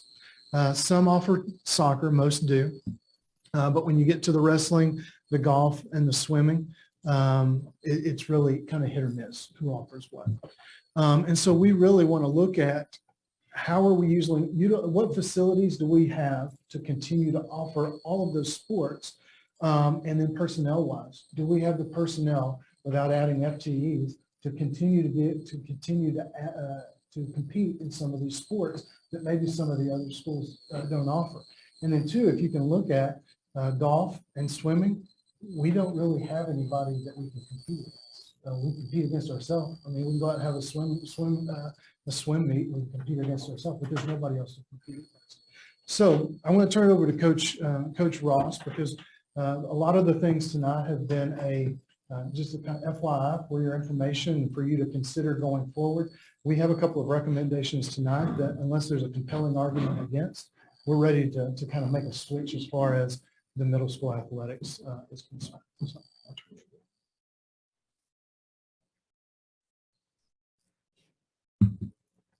So the first one we'll talk a little bit about is middle school golf program. And, we're really looking at a lot of the things that we've been talking about. How can we provide, a very positive experience for all of our kids, but it's sustainable. It's something that we can see moving forward, that this is what our kids need to be successful at every level. We have 20 varsity sports, 20. That's just varsity. When we talk about teams, a minimum of teams at the high school level is going to be 34. When we go to the middle school, we have limited number of coaches. So we're looking at how do we best use our personnel, our resources, but still provide a positive experience for our kids. Looking through that, we wanted to seek out data, the best data that we can find. Let's look at the people that are doing it well, the people that we compete against, and kind of take a cross section of that group and see what they're doing. Also the experiences and the opinions of our coaches. We took that into place as well. As we looked at golf program, there are 2 5A programs in the state of Texas that have golf. 2. One of them is next to a golf course. So as we were looking at it, and I will say this, we tried. We really did. We tried to do it. Our principals do an incredible job of trying to be flexible, work our schedule so that these coaches can be with kids and in the classroom trying to do both. It was not sustainable. It wasn't sustainable, but how many of y'all want to go play golf at 7 a.m. in January and February? And it got to the point, so our kids are really not playing golf. They're sitting in the cafeteria because we don't have the facilities to do these things. There's a reason there's not such a thing as middle school golf across the state. So what we do want to do, what we still want to be able to do is provide opportunities to put a club in their hand and for them to be around our coach. And so we're looking into moving that more in terms of providing golf camps, getting coach around them, which I think our district does an amazing job of that. Not only our summer programs, but looking at some things that we can do in the spring as well. There are UIL rules that are very strict with team sports. Individual sports like this do not have a beginning and an end to their season. Don't have one. So it's going to allow a coach maybe to be able to tie these kids in through camps, maybe in the fall, maybe in the spring, and even using some of our student athletes to be around them as well. So we're looking at not only that, we're looking at some of the better districts across the state, our top golf programs, which we are one of, and just see if there's not maybe a better way of doing this besides taking one of our coaches out of a classroom. We could, put this coach back into an academic class and not be hurting ourselves as far as being competitive in golf season and not taking away opportunities for our kids. So that's pretty much what we were looking at, and I visited with Coach last year. We looked at it and he's in agreement. This is not something sustainable for us. Golf is also, as you know, it's not a sport that most kids pick up in 7th grade. You start that when you're really, really young. If you can run and tackle, you can probably pick up at some point. You can start football in 7th grade. We'll take it. Absolutely. But golf is not something that most kids pick up and just start in 7th grade. And so, the point I'm trying to make is they have already. The kids who are playing golf or are interested in golf, they already have a facility to go to. They already have private lessons. They're not missing out on golf experience. They're just not doing it in school. They can go in high school, but they're just not doing it in school. You're looking at something by eliminating middle school golf per se out of the school day. We really didn't change their ability to practice and play the sport because there isn't anyone for them to compete against. Do the people participating in the middle school golf program, have they had a opportunity to discuss their feedback with you about this? Is this going to be a surprise to them? We did. This is the first time we've heard about it, so I don't know if this is going to be blindsiding people currently in the program or expecting to be in the program. We did a little bit in the spring of last year, kind of looking at it really because we were fielding complaints about what we were doing. Yeah. But if you'll remember, we moved golf outside of the school day. Mhm. And so they go and they participate in golf, and Coach Mosley is not tied up in the high school team. So it's not unusual for them to go an entire week, maybe 2 weeks. Coach Mosley, they're not doing golf after school because Coach Mosley is with the JV and varsity, Mhm. boys or girls or both, because that's just where his attention has to be, focus has to be. So I don't know that the experience they've gotten after school outside of the school day is going to be something that they're going to miss. Mhm. You know, we have one coach for 2 teams. You know, you have your boys and girls, varsity and JV, and they have 2 seasons. It's year round. So it's not like we could have middle school golf outside of their season. You have team in the fall, individual in the spring. It really is a year round deal. And you know, so we're looking at the sustainability factor of it. Okay, are we going to add middle school golf coach? Or are we just going to have it on paper and say that coach will kind of do it when he does it?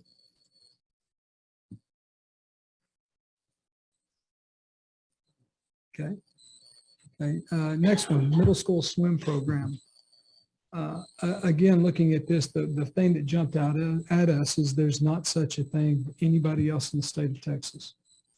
Doesn't exist. We say we're going to go to a middle school tournament. There's not one for us. They went to one, I think 2 years ago, and it was in Tyler because that was the closest one, but everybody else was a club, and then we swam in it. It's an awesome opportunity for our kids. We certainly want to get all of our kids plugged in to swim. You know, I was at regional swim event today, and by the way, our girl diver won regionals, is going to state. So that's exciting. There's going to be more. You know, we want these opportunities for our kids, but we took a club-driven sport at that age level, and we're trying to put it where we don't have the personnel or the time. We have a natatorium, but the natatorium is all about time in the lanes. And then what they were actually doing, they were telling the varsity swim coach, hey, you have to have JV every other day. Your JV is going every other day so that you can put the middle school swimmers in the pool. You know, and our swim coach in our interview process, that was one of the things he said in the interview, I do not want to do middle school swim. He said, that's not sustainable. You're looking at a safety issue as far as you have different levels of kids. You don't have enough coaches for it. They have nobody to really go swim against. And he said, why wouldn't we do it? And he talked about the camp and the club. You know, I do want to get our kids exposed to swim. I want them to know about these activities and these sports and get them all plugged in. But that doesn't necessarily mean that we can meet every kid's need through a coach at the high school in our facilities during the school day when nobody else is doing that. I do love the opportunity for them to get plugged in because if swim is your Absolutely. thing, right?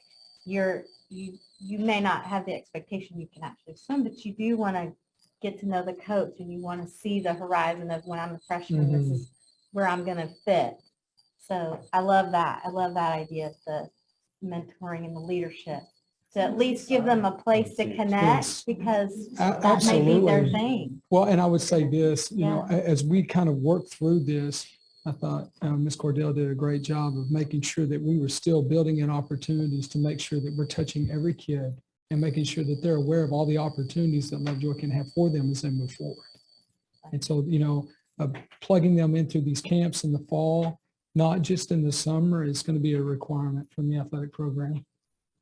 They may have a better experience doing one really awesome thing like that versus this kind of watered down mediocre, we have no one to compete against unless they're 5 hours away or whatever. So I think, like Amy said, it'll let them connect, give them a really good experience and something to look forward to. And they have their other individual, kind of like y'all have said, where they're doing it anyway. Yes. Very likely.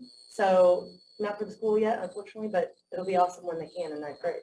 So. Yes, ma'am. And we also hopefully going to be able to build in opportunities where our own high school kids are going to get to be around them. I think that's what they're really after. Mm-hmm. It's a club developed sport. Yeah. They want to get plugged in and be mentored and develop those relationships that they look up to. And that would give them the opportunity to do that, but we would not be wasting resources and offering a mediocre program in a circumstance where it's really not feasible. Yes, and going back to the presentation about sections with athletics, that would be potentially an opportunity to recapture one of those as well. So unless there's a, like I said, compelling argument against, and this is for the 22-23 school year. So we're going to finish out this school year doing, we'll still have swim, just like we have in the past. But really, even when we do offer it, it's for a month. And so even our swim program is 1 month. So really, we're moving that for 1 month going 22. So do we need, we don't need. No. Just wanted to answer any questions. We appreciate the hard work and the making us more efficient. I've got an athletic question for you. So UIL recently approved water polo as a new sport. Where, I guess y'all will figure that one out when Yeah, it's you on the just tell us horizon. where we're getting the money and we'll. I was asked that question yesterday by a high school swim coach from somewhere else. Do you want that in the My middle school wife- or elementary also? I bet we'd be good at it. Just saying. Water polo. This area. Yeah. Just rope some areas in Lake Levon. But you could create a water polo course out of thin air, maybe. You know, I know it's administrative, yesterday. Y'all don't need our approval, but we so are grateful for the communication and the inclusion in this decisioning process. So thank y'all for that. Yeah.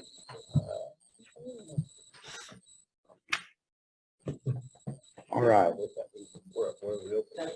Jennifer, you're back up. Compensation assessment. We had to give her, we had to give her, Jennifer. that time period was so Jennifer could regroup. More charts. And All right. So in the vein of all things assessed,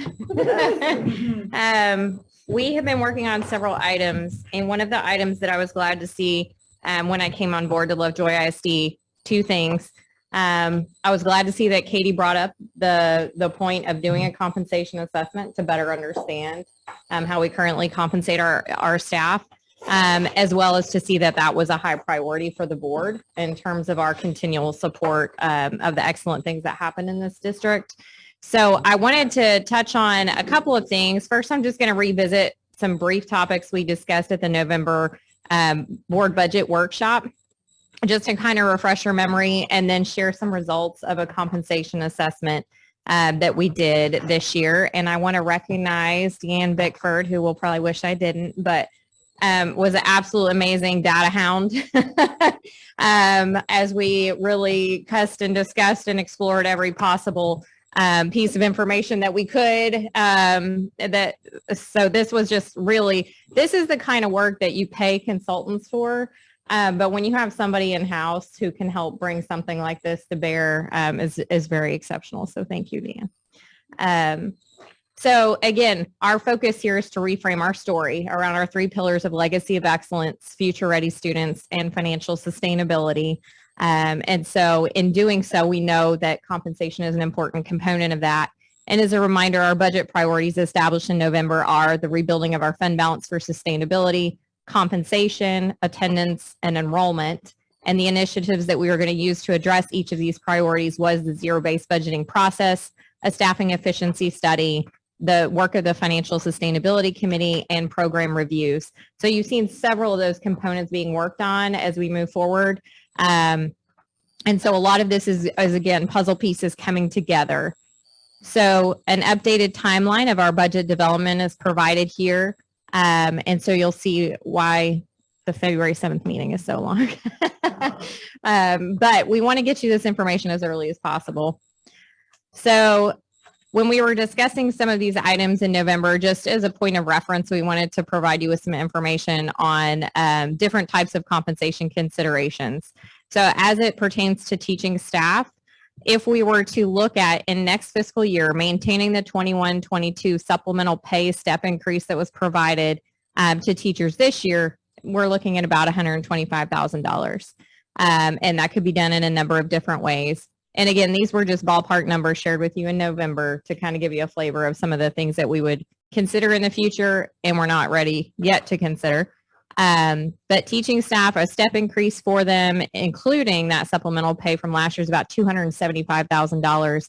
And lastly, a 1% pay increase across the board is about $297,000. So again, this is just to give you a flavor of some of the things that would be up for compensation considerations in the future as we look towards a June adoption of our compensation plan.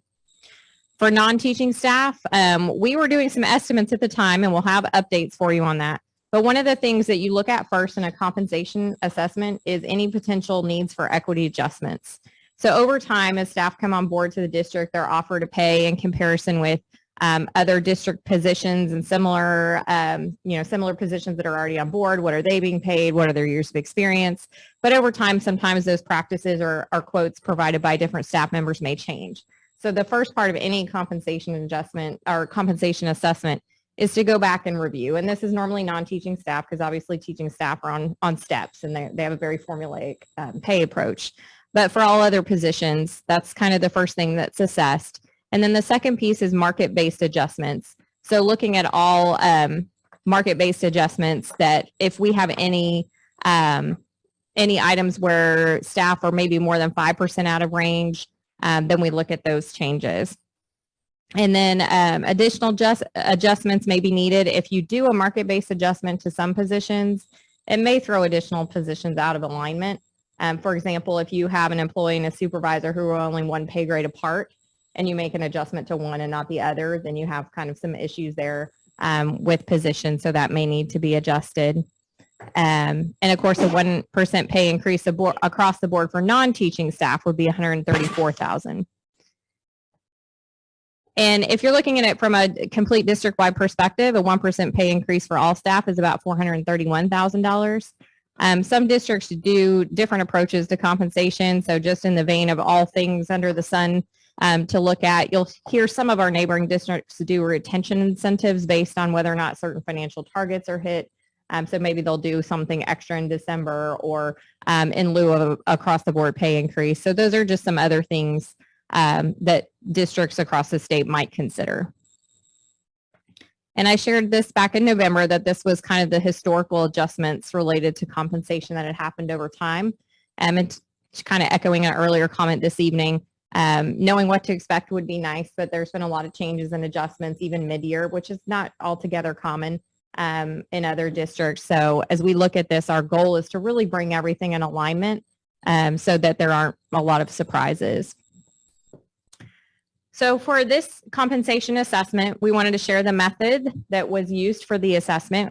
The Texas Association of School Boards does a salary survey. Karen alluded to that earlier this evening. And so it's a voluntary participation across the state. I believe 576 participating districts were in this study from 2020-2021. So they compile that data. It takes about a year to get it back out so that we can use that to assess our salary structure. So we use this because we're really thorough. We compared to 3 groups because we just wanted to see if it would change anything or what the outcome would be. So the 3 comparison groups that we used were first what we termed a local comparison group. So we wanted to see what the districts most contiguous or comparable to Lovejoy ISD that we're probably likely competing for staff with would compare. So those are listed under the local comparison group. The second group that we compared to was the staffing review group. So those are districts that are similar in size to us throughout the state and were districts that were used in the staffing evaluation or assessment that we reviewed earlier with Karen. So same group there. And then we compared to the total Region 10 group.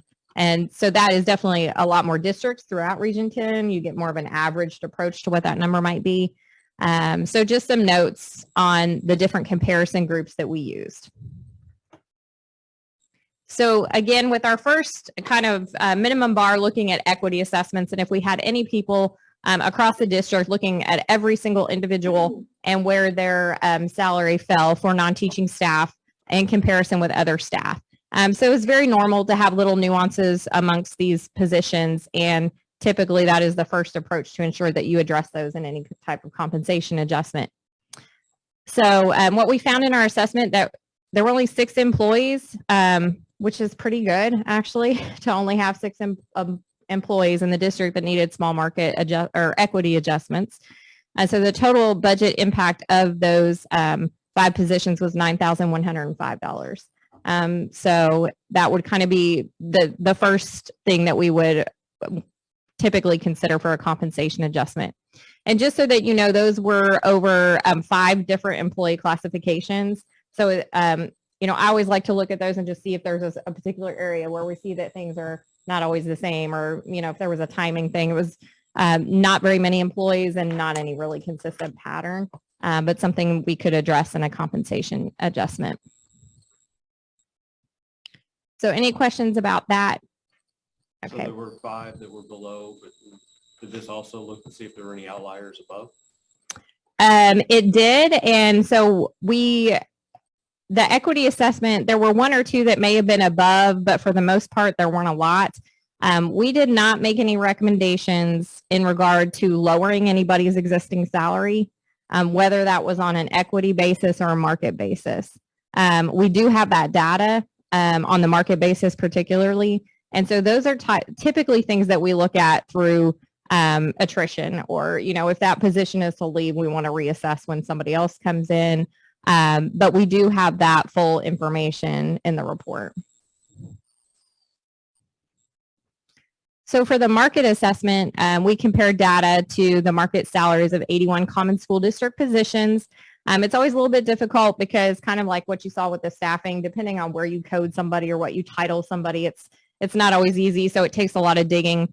But what we were looking for, especially this being the first time we've really done a holistic district-wide compensation assessment, we really want to set a bar somewhere across the board. You know, where do we want to look where something is, you know, this % out of market, so that we would recommend an adjustment and do that similarly. So we were looking for positions falling 5% or more below the market median of any of the comparison groups. And then we were looking for consistency across those comparison groups. So any position falling between 0.99 and 5% below the market median of a comparison group may be a watch, or looking to see if it shows up in multiple comparison groups. And so what you'll see here is some of the recommendations that the market assessment pulled. So you can see, probably better than I can right now, the comparison groups are on the far right. And so what we were looking for is essentially anybody that was more than 5% out of market in more than one of those comparison groups. So those positions that we've identified here had at least 2 red dots, which indicated they were more than 5% out of market. They were way off market for some of these. And it really is probably quite reflective in the fact that we struggle in hiring some of these positions pretty mightily. So not uncommon. So as we looked at these market adjustments, we really, again, targeted anything that was that 5% over the 2 comparisons or more, or we had some that were like 13% or more and they only had 2 comparison groups instead of 3. But those positions you see listed there, the budget impact of making those market adjustments, bringing them within that range for a total annual impact for next fiscal year would be $60,885. So again, it's not a huge fiscal impact, but that would bring those positions that are far outside of market back within 5% of market. So the other thing that we looked at related to that was, again, related positions that we've had difficulty in hiring that would be affected by one of the other positions that's already been changed and cause a bit of an issue where you've got an adjustment made to one group and another group that's right up against them is no longer has that separation or increase due to additional duties that should be present. So those additional market adjustments based on the 33 related or difficult to hire positions would be an additional $90,936. So the total adjustment for market-based positions and related positions that are 5% or more out of market and at least 2 of those groups is $151,821. So we did assess teacher pay. We knew that was going to be a very important part of what we looked at. And so when we compared to the different groups based on the review, when we looked at teacher salary above that of Region 10 and the staffing comparison groups, we measured them also at 5-year increments, because we know that's often a question. You know, we want to look at not only what our starting teacher pay is, but what we have for our steps at certain increments to make sure that we remain competitive. We don't just start competitive. So when we looked at this, you can see the information in the following chart. But the blue line is Lovejoy ISD and the purple line is the comparison group. So you can see for Region 10, we are far above the Region 10 comparison group in each of the 5-year increments. For the staffing review comparison group, we are still far above in each of the 5-year increments. And finally, in the local comparison group, we only get close in a couple of those increments, and we're basically right at that local comparison group. So we were not 5% or more out of market for any of our teacher pay steps. What that doesn't mean is that it doesn't mean we don't want to give teacher pay increases. It just means that we're not out of market in such a way that we would need to do an additional adjustment to bring them within market.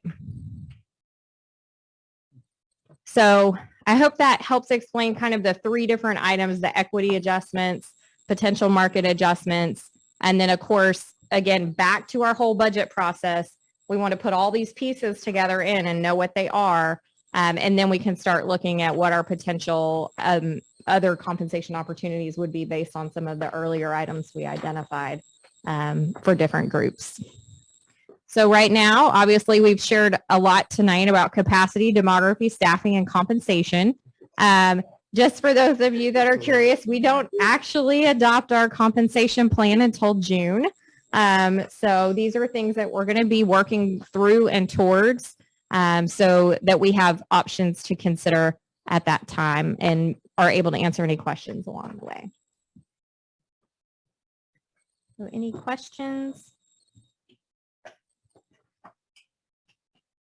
I don't think I mentioned, so I did just want to point out, we did assess every group. So I know there have been certain, we get inquiries all the time about various positions and how they compare. We didn't list everything in this presentation just for the purposes of brevity, but we did identify across the board every position and brought forward anything that was, that fell within that percentage. So through this analysis, outside of that cost of living increase, a particular type of increase, there's 160,000 plus or minus dollars identified that need to be included in the budgeting process.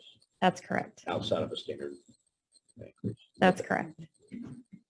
And this would be something, I would like to continue to do annually so that, there are some positions that, 5% is a lot, to be honest. And I think that some of that's a result of not having done this type of work before. And so some of the things we would like to do is continue this work because there may be positions that are 2 or 3% off that, incrementally each year we can raise the bar on what we're doing and get a lot closer with that. These are issues that some of the financial sustainability committee working groups are looking through as well. Yes. As part of their recommendations, which will be issued in April, May. Yes, thank you for bringing that up. We are meeting tomorrow night with the Financial Sustainability Committee, so you got it first. So we will be reviewing the staffing and compensation reports with the Financial Sustainability Committee meeting tomorrow because we're covering all the expenditure data. Which was one of the reasons why it was so important to make sure that we shared the information, all of this information with you tonight so that you had it first before it becomes part of the conversation with the Financial Sustainability Committee. So just to recap, the study shows that we are in alignment. Salaries across the whole district, aside from these 5 outliers. The 5 equity outliers and then the positions outside of market, 5% or more out of market. That's correct. And then back to Karen's study, the percentage of how many staff we have in areas, that's been shed the light also. Mm-hmm. Okay. Making sure. Well, thank you. All right. I'm just gonna stand up. Kevin, let's take a 5-minute break. Let's do it. I think I'll Thank need you. to I know. have a break. Thank you. I don't think I put chairs out. Not standing up.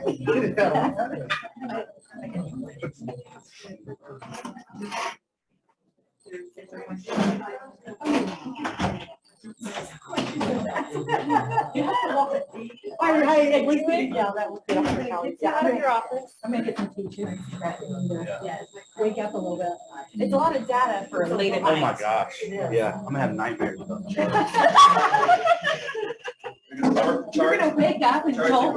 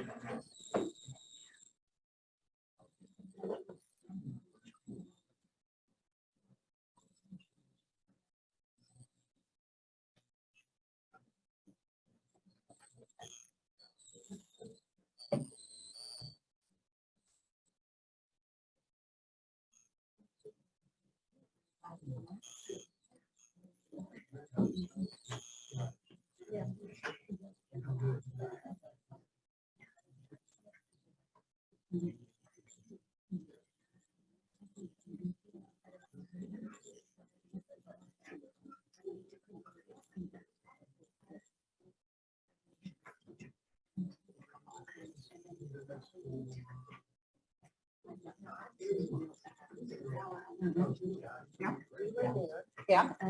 For the parking spot. Yeah.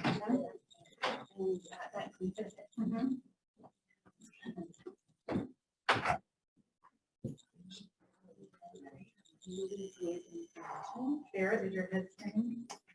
Oh, yeah. And that was one of the things we brought up.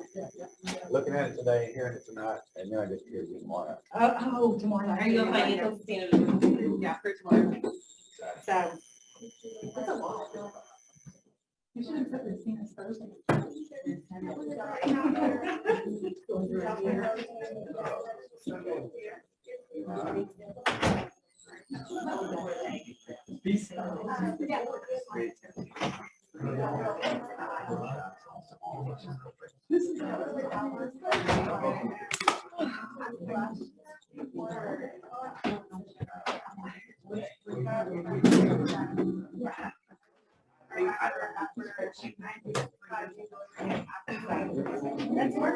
there used to be time. I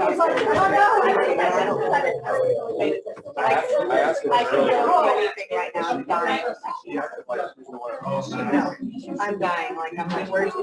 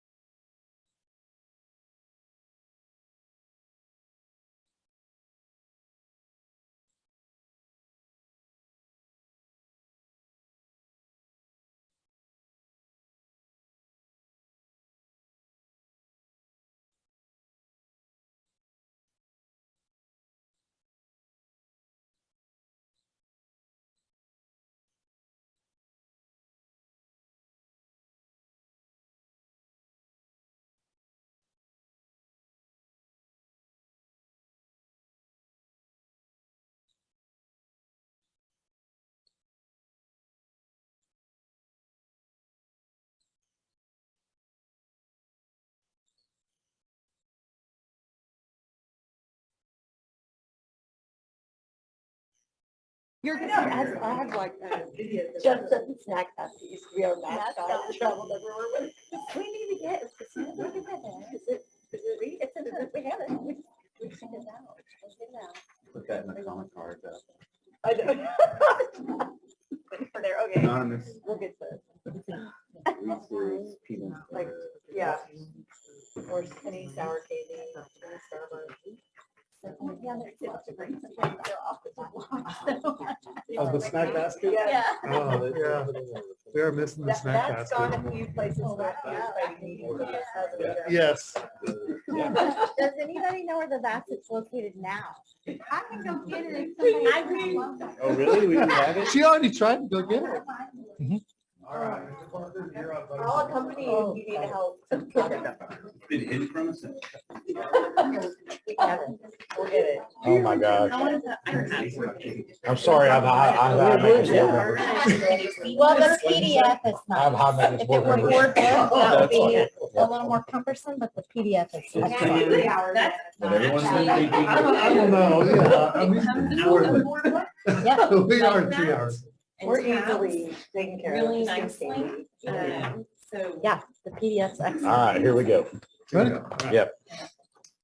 We wanted to just kind of give an update on where we are attendance wise, because we all know what the financial implications are of those. So I'm going to give really brief attendance update, and then Dr. Duplessis will, she's going to be able to speak much better to what those financial implications are rather than me. So I'll turn it over to her in just a second. But really, when you go back to beginning of November, you can kind of see where our attendance was. It was, for the most part, above 95% for all of our campuses. And then as we got towards the end, it stayed pretty steady up until Christmas break. And then as you can see, after Christmas break and coming into the second semester, we took a plunge, just like everybody else did. And our plunge for a few of them got pretty low as far as our attendance, our average daily attendance. But as you can also see, we're making a recovery and we're coming back up. And that can, I think Sancy could probably speak to that on the student side as far as numbers, but we're starting to recover. We're getting back to where we were at the beginning of November when we were performing pretty at a pretty healthy rate. What was very relative to those numbers are staff numbers as well. We were running those first couple of weeks after Christmas. It was touch and go as far as how many staff we had. We had upwards of, and for this is a big number for us, 60, 65 staff members out each day. And of those, we look at what's called fill rate. How many of those absences are filled by a sub? And we were down into the 30s, 35% because our subs were sick or they just didn't want to come in. And so we were around 35, 40%. Compared to, if you look at today, we had 24 absences across the district, and our fill rate was right at 90%. So we're back to where, and that was for the most part all of last week, and then to start this week too. So our absences, both staff and students, we're in a good spot right now. So we have recovered. But yes, when you had that low fill rate, how was that overcome? I'm glad you asked, because it put a huge strain on when you have 15, 16 staff members who are out at the high school. Our staff who were at school really stepped up. And so during their conference periods, their plannings, we have a person who really manages subs in those empty class periods. And then you would have teachers who would volunteer and go in and teach those classes. Our principals covered classes, our assistant principals covered classes, our counselors covered classes, Red Building. There wasn't one person who was not willing to go and cover a class. And so it was really nice to see for us to continue to do school, what people were willing to do. And that was across every campus. So look at that question. Really, the thank you goes to our teachers and our campus staff. They were absolutely remarkable. Their flexibility and just their daily tenacity to keep things moving forward. They were unbelievable in the way that they supported each other and kept each other positive. It was truly remarkable, and we are deeply grateful because we would not have been able to have school if it wasn't for that. And they did it because people did it for them, you know, because they were probably out the week before. They knew they might be out the next week, and so they knew that they were going to be repaid by somebody covering their class too. So it was really nice to see everybody step up.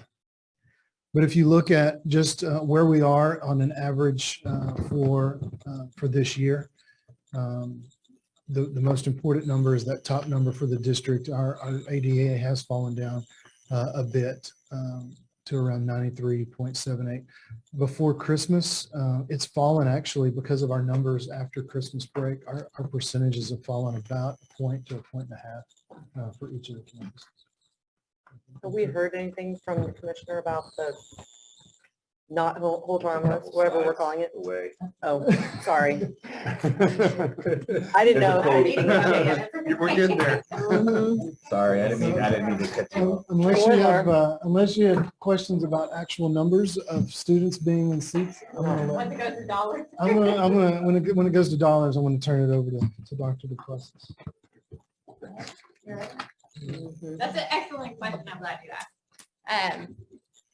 So as you can see, this is the kind of number that I don't like, because at 93.78%, you know, we are not only below our typical average of 96% or the percent that we budgeted at, which was 97%, but we're below where we were at the beginning of the year at 94% when we were calculating the potential fiscal impact of lower attendance. So you may remember that no hold harmless is allowed, right? So the legislature disallowed that. So there were some creative conversations about what may come. But initially, we had projected a loss of $529,760 due to lower enrollment and attendance in comparison to what had been submitted to the state. So you probably remember seeing that chart a couple of times. But at that time, we were estimating still a very hopeful 96% attendance, that there would be either an improvement after the first 6 weeks or some type of provision. That provision did come about for a minute. So we had the opportunity for a TPAR adjustment through an attendance minute waiver. And originally the calculation was going to be such that they would either take the lower of the first 6 week attendance rate in 1920 or the last 18 weeks attendance rate of this current year, which we all knew would be that last 18 weeks of this current year, because we had such a high attendance rate the first 6 weeks of 1920 due to virtual learning. So based on a estimate from the last 18 weeks of 2021 of 95.9%, we really felt that could bring about $70,000 of that lost revenue back into the district. And we're kind of hopefully waiting to see that if they would extend that TPAR adjustment to additional 6 weeks, which for us would have been important, especially as we came back after the Christmas break. And I will point out too on this chart, I don't know what they did December 13th, if there were Christmas parties. Something really good happened that week. But other than that, we really haven't even been at 96% this year. So if you take a look at that, we're really hopeful that something comes out from the state. We hear that something's brewing. There's comments, and that's about all that we've heard. So that was about all I could give you in terms of a chart with a crystal ball. We stood to gain about 70,000 of that 529,000 back, according to the TPAR adjustment. So hopefully they'll come out with something better.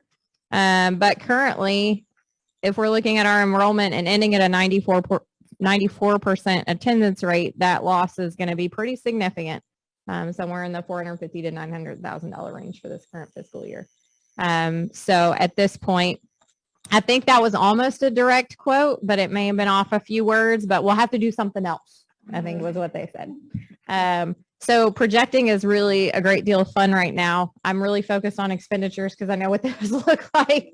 And we'll be doing what we can on the revenue side as soon as we know more. But at this point, unfortunately, they haven't given us a great deal of additional direction on what that may be. Sorry, I rained on your presentation. Questions? Thank you. Thank you.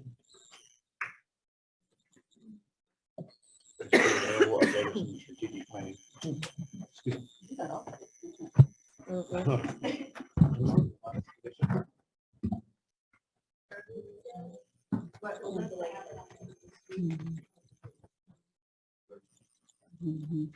We'll keep you updated. Well, good evening. I'm excited to get to share some information with you about how we are going to vision forward together. I will say that in this, I'll talk about our legacy of excellence as well as financial sustainability a little bit. And I think it's really important for us to note that those two things are not mutually exclusive. We certainly have some financial challenges, but I believe in our story moving forward, this is going to be the best thing that ever happened to us. We are becoming more transparent. We are going to get more effective. We are going to get more efficient, and we're going to be stronger and more collaborative because of the challenges that we've been through together. Nothing great ever came from something that was easy. And so it is a privilege to get to do this work with this incredible team and the remarkable work that they've been doing behind the scenes to make sure we have a very deep understanding of our current state so that we are able to build a very strong foundation from which to vision our future from is pretty remarkable. And so they have worked tireless hours behind the scenes. And so I just want to express my depth of gratitude for them for that incredible work, which allows us to come together with our community this Friday, which we're so excited about, and start our strategic planning effort, which is Lovejoy 2030. We know that excellence is by design, it is intentional, it is strategic, and coming together in that intentional strategic way will be really important to moving forward. We are uniquely special here in Lovejoy. There is only one Lovejoy, and we are all leopards. There is something intangible about what we have here as a school district and as a community. And we want to make sure that we are strong caretakers and standard bearers of that unique special culture that we have here. We are going to ground our work in our mission, in our core values, in the graduate profile, and move forward with making sure that we champion this legacy of excellence, support our students in being future ready, making sure our education continues to be relevant and serve our students well, both during their time in our school district and well beyond, as well as making sure we achieve that long-term financial sustainability. You'll see on here, this is the way we'll work as a strategic planning committee. As a strategic planning committee, there will be about 100 people involved. 40 of those people are actually on the financial sustainability committee. So 60 of the others in those other 6 areas. There will be times when we are together as a whole group of 100 people, and then there will be times when we are broken into working groups or subcommittees, if you will. Those working groups or subcommittees will include teaching and learning, graduate profile, legacy of excellence, financial sustainability, operations, future ready, and then talent acquisition, retention, and support. The products of our work will be future ready skills. We will define the skills and attributes our students need to be building pre-K through 12 in our school district so that they are successful beyond their time with us. And then we want to make sure we have very clear strategic targets, that we have strategies or actions to get there, as well as key indicators that hold us responsible for measuring our progress. As I said, our first meeting is this Friday. We are very excited about that. It will be here in the Lovejoy Child Development Center gymnasium right here across the hallway. We have a meeting in March, and then we have tentatively set that third meeting date for April. If you'll recall, we had to shift our meeting dates for this because our first meeting was supposed to happen during that big teacher and student attendance dip. And I was not going to ask the campuses to get additional subs for our teachers so that they could be part of that. So we just shifted it back a little bit, which means then we will have a presentation to you, our Board of Trustees, in May. And then we are going to make sure that as we come together as a strategic planning group, that we are guided by some principles. We want to make sure that we are looking at student learning and student opportunities and be cautious not to be short-sighted in our efforts to make sure we're looking at the long-term impact of our decision-making. that we are grounding things in our 3 focus areas: legacy of excellence, future ready students, and financial sustainability. That we also have a sustainable plan that's aligned with our mission, and that we are building investment and support with our community by listening and having conversations with them and maintaining transparency throughout the process, so that as the committee engages in this work together, that we are updating the public both through our written communications that go out as well as at board meetings and board workshops. We also have some priorities in this process. We, of course, want to commit to those focus areas. We know, and this was mentioned here tonight, that we have an obligation to make sure we are providing a safe, secure, and well-maintained learning environment for our students. We know that it is absolutely essential that we recruit, retain, and support an effective teacher in every one of our classrooms and an effective principal in every one of our schools. We also want to make sure that we are having alignment with our core responsibility of guiding and supporting high levels of learning for each and every one of our students here in Lovejoy, and that we continue to maximize student opportunities and fulfill our commitment to the graduate profile. So this is where we get to the nitty gritty.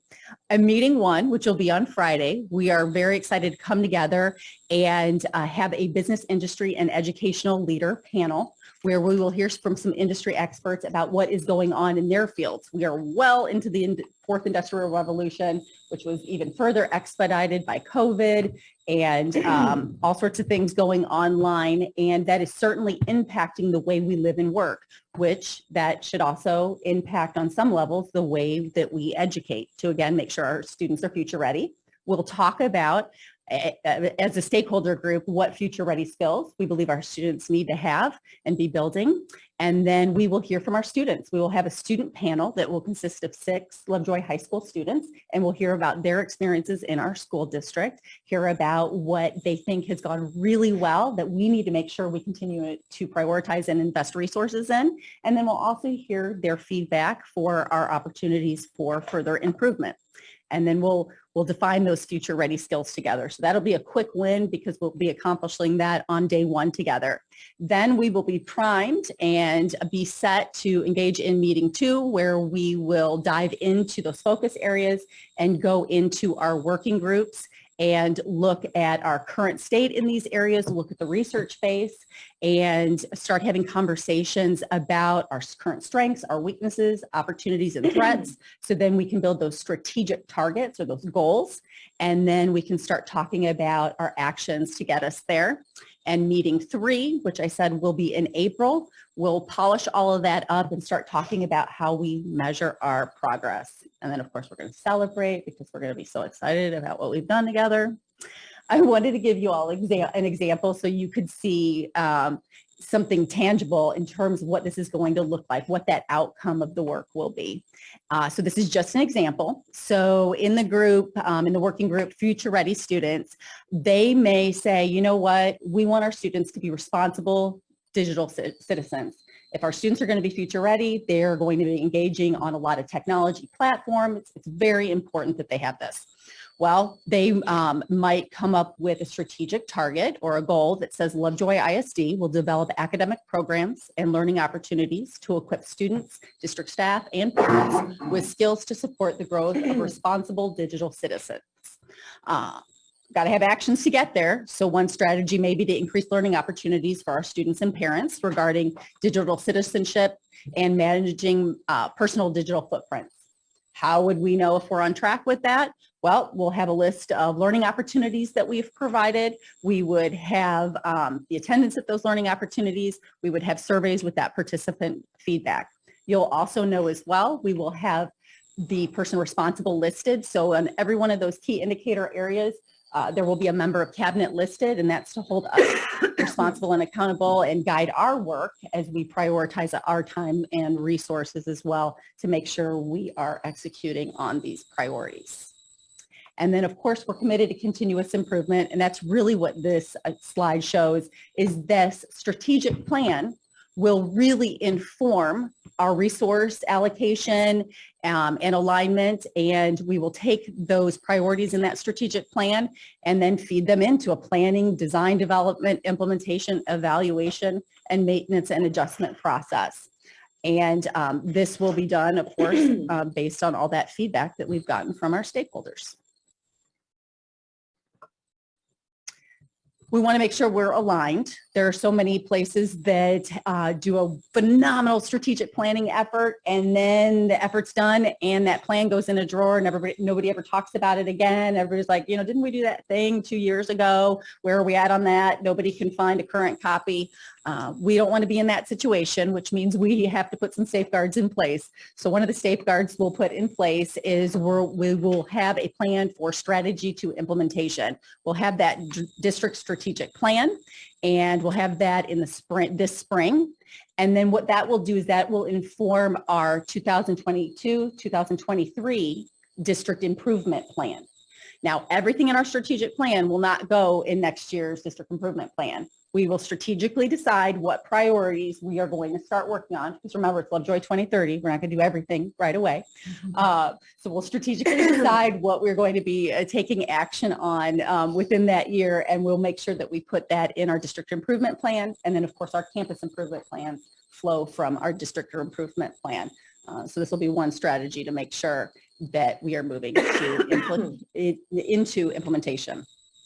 What questions do you all have for me?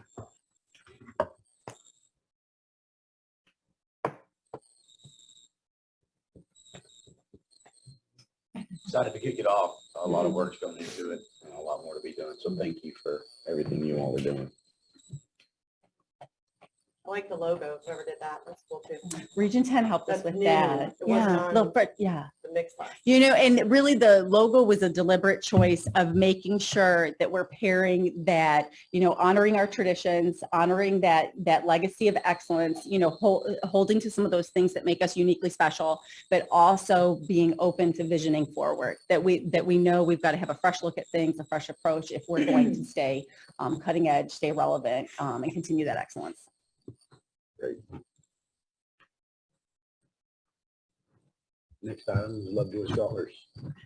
Okay, this one, you'll be glad this one's fast because we're not going deep. We are really, our purpose this evening is to provide you with a timeline. So you've seen all this before. You know what our Lovejoy Scholars Program is. That's what that first line, that first slide tells you. Wanted to let you know some of the considerations that we are having conversations about as an executive cabinet. You noted there was a lot of information shared tonight and some very important information for the Lovejoy Scholars discussion that we will have. Of course, we have to have strong demographic data and information. We got that tonight. We also have to have strong capacity information about our schools, and we got that tonight as well. And so those pieces of information will be critical. We're looking at our new students and what we do in that area, looking at considering an application fee. If we do that, what would the tuition rate would be? And do we split that along the K-6, 7-12 line that has been done historically? And then we are also having conversations about existing Lovejoy scholars. So our scholars that are already part of our school district in the 21-22 school year, and looking at that annual review process that we already have underway that has the established criteria. And then looking at moving forward, do we include an annual review and renewal fee? In terms of a timeline, well, here's the historic tuition. I know you all have seen this before. And you'll see that in years past, it had been the $9,000 and then the $11,000. And this year, of course, it was the $150 application fee. So moving forward, timeline, what you can expect in this regard, we of course had that demographic and that capacity update this evening. We'll have more information for you that'll get into some financial modeling at the board workshop on March 14th. And then on March 28th at the regular meeting, it is our intention to bring forward a proposal for your consideration and possible action.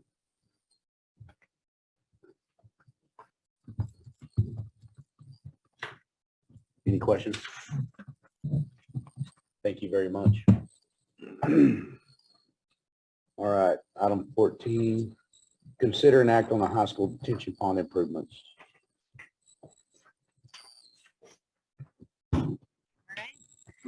So we've been talking about the future we're going to talk about now. So, as we've been, I don't have a presentation for this item, but the executive summary kind of provides a brief overview.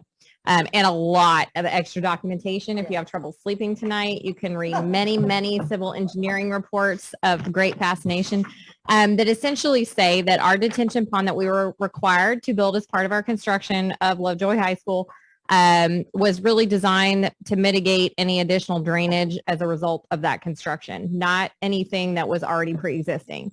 Unfortunately, over time, one side of that detention pond has eroded. Part of the detention pond is filled, and essentially we have additional drainage and runoff that's occurring to our neighbors that has been proven by the city and their long engineering report to essentially state that it's a result of our detention pond needing to be addressed.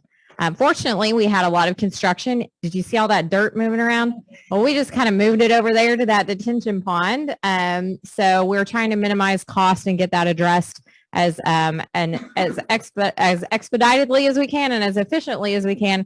So Hellas went ahead and moved the dirt. So just move it over there and we'll talk about it in a couple weeks. But we do need to do some work around the out basin and do some concrete work. But for about $10,700, they were going to do all that and get it done while they're on site, minimizing any extra work. So what we have coming before you tonight is approval. The city council has already approved that what the drawings that our civil engineer provided would prove an acceptable way to address the detention pond. And so we would be paying for that, proposing to pay for that improvement out of bond funds. We have a monetary figure on what our savings are due to the dirt being already there and Hellas being on site. Like, what would this cost us if we were just starting fresh? That's a great question. And to be frank, we didn't go out and get extra bids because we knew that, in fact, we just had to move the dirt before because they had to haul it off anyway. So it was kind of mutually beneficial. And so I would say about $65,000. Oh yeah, even just for the concrete. Concrete is really. So we're getting a deal. Yeah. You're very lucky that this intersected timing wise.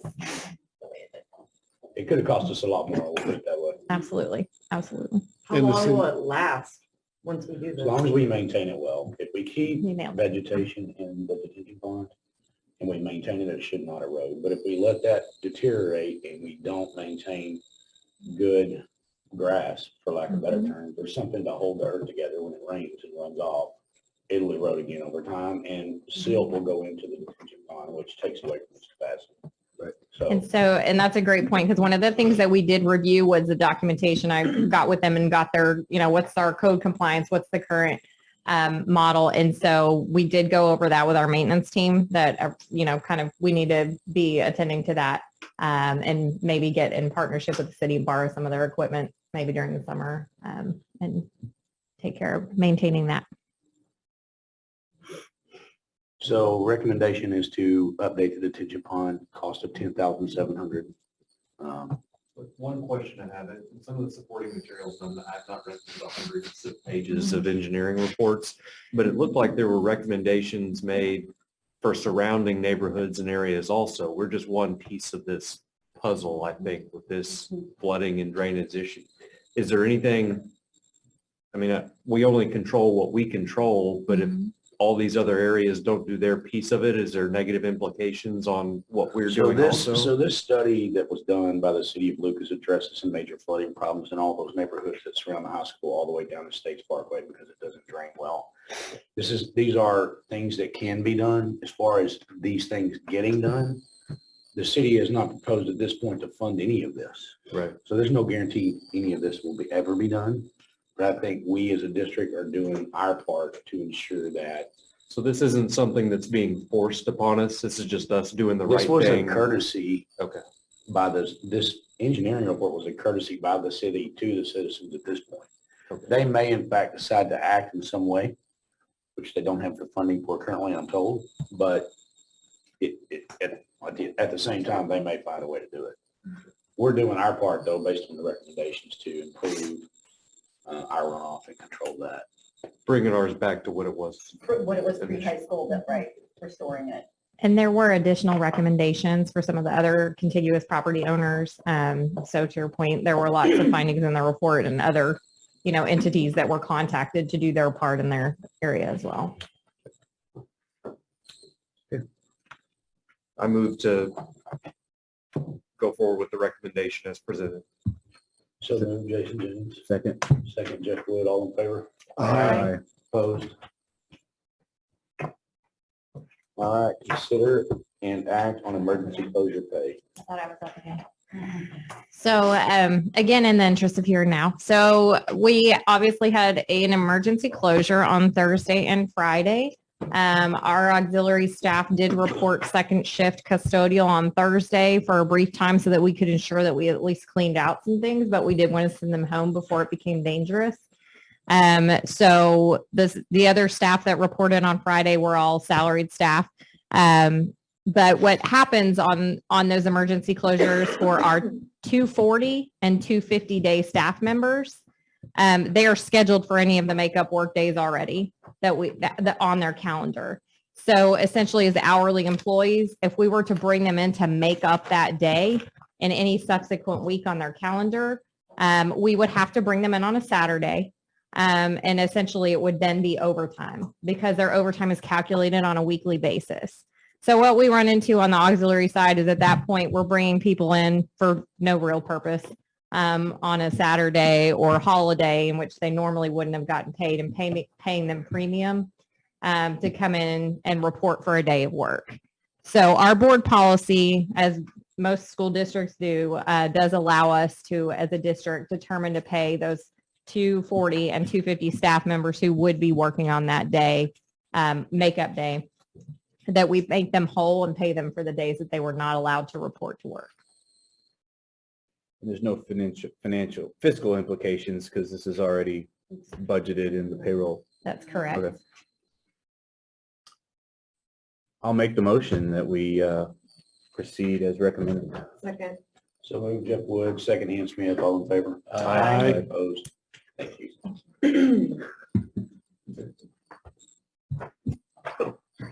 I'm too casual. Company. Making Yeah.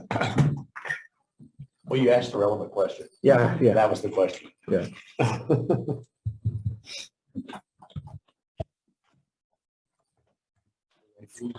Sounds good. I Sorry was about going that. to talk with you about an academic calendar update, which is also related to us having closed school on the 3rd and the 4th. Everyone loves a snow day, or most people love a snow day if they have power. But nobody likes to make up a snow day, right? So I got to thinking about this while we were off the 3rd and 4th, and wanted to make sure we were clear and transparent with our community about where we're at and how school districts have to operate in terms of the minimum number of instructional minutes our students are supposed to have and how we compare to other districts in the area that people might be hearing things about. So why did we not utilize virtual learning on the 3rd and the 4th? The number one reason would have been that it wouldn't have counted as an instructional day. There currently is no mechanism allowed by the Texas Education Agency whereby we could have had all of our students attend school virtually, that we would have been able to get credit for that instructional day and receive that ADA.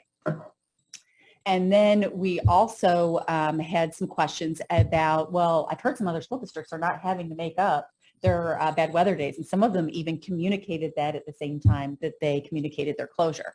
That is because in their instructional calendar, they have built in more minutes than the minimally required 75,600 minutes, so that they are able to do that because they have minutes well beyond that. We are not in that scenario.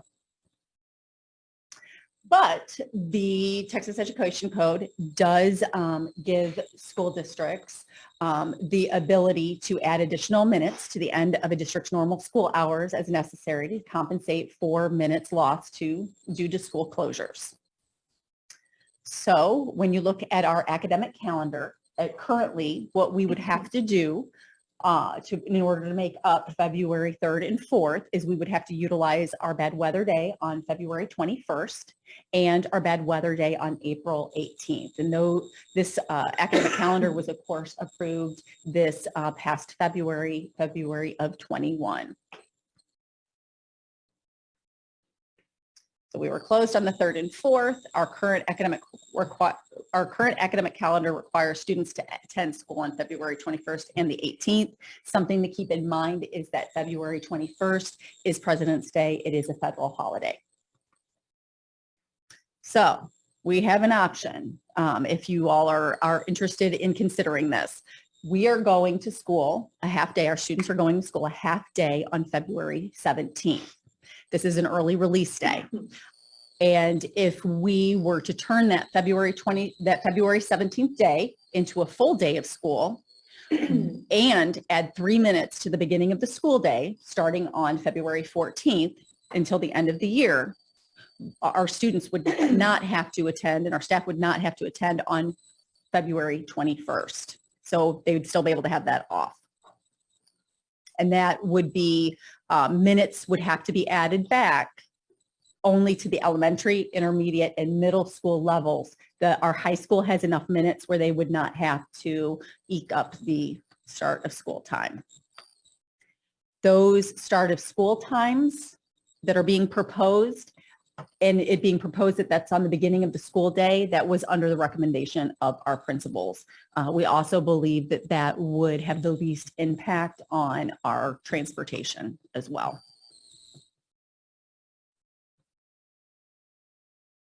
Our administrative recommendation is that we adjust our 21-22 school calendar by turning February 17th from an early release day into a full school day, and that we add 3 minutes to the beginning of the school day at the elementary, intermediate, and middle school levels beginning on February 14th. What questions can we answer for y'all? What does this do to the April 18th? Nothing, because we wouldn't have enough minutes to cover that much. This would give us just enough to be able to still have the 21st off. We also believe that a positive is the fact that on the 17th, people are already planning on being here. And remember that attendance is taken at 10 a.m., right? So we'll be in good shape in terms of the 17th, probably much better shape than on the 21st. And if we've got people that have already scheduled to do some other things, that could be a challenge attendance wise. And then also we know, particularly with COVID still being a reality, we were just talking about how our teachers were doing a lot of juggling throughout January. We also know anytime that people are able to have a 3-day weekend, they're able to get refreshed, get rejuvenated, and come back strong and serve our students. I think it's smart because I think the ADA would totally take a hit on the 21st. Yeah, for sure. Lovejoy does not stay in town when there's a long weekend. I mean, people go places unless they're in sports or whatever. So, and I doubt they would change because they want to be recharged and refreshed. So I like this idea. Curious if there's any pros and cons to doing it the 3 minutes at the beginning of the day versus at the end. At the end of the day, it was running into more, I think some of the rationale of the principals was that it starts to impede on some of the transportation that runs really tight at that part of the day. Whereas your start of the day, you have kind of a wider window of where students are coming in. And many of the principals expressed that the large majority of the kids are already there before that time. And so they didn't even think that the majority of the families would even notice. We have more afternoon bus riders. Exactly. Right. We have afternoon only people. Right. And you've got after school activities and practices, some school affiliated, some not school affiliated, that people are needing to pick up those kiddos and get going too.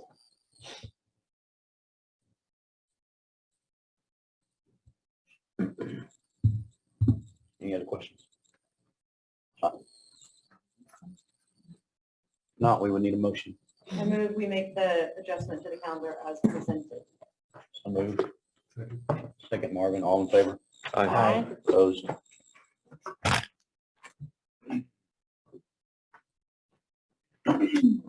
The only announcement I have is just a gratitude and appreciation, which I've mentioned a couple times for the work going into getting all this prepared. Thank you for doing the hard work and working together, and thanks for taking the hard questions. I'm sure we'll get more, and we'll continue to work through it together. So thank you. We are adjourned.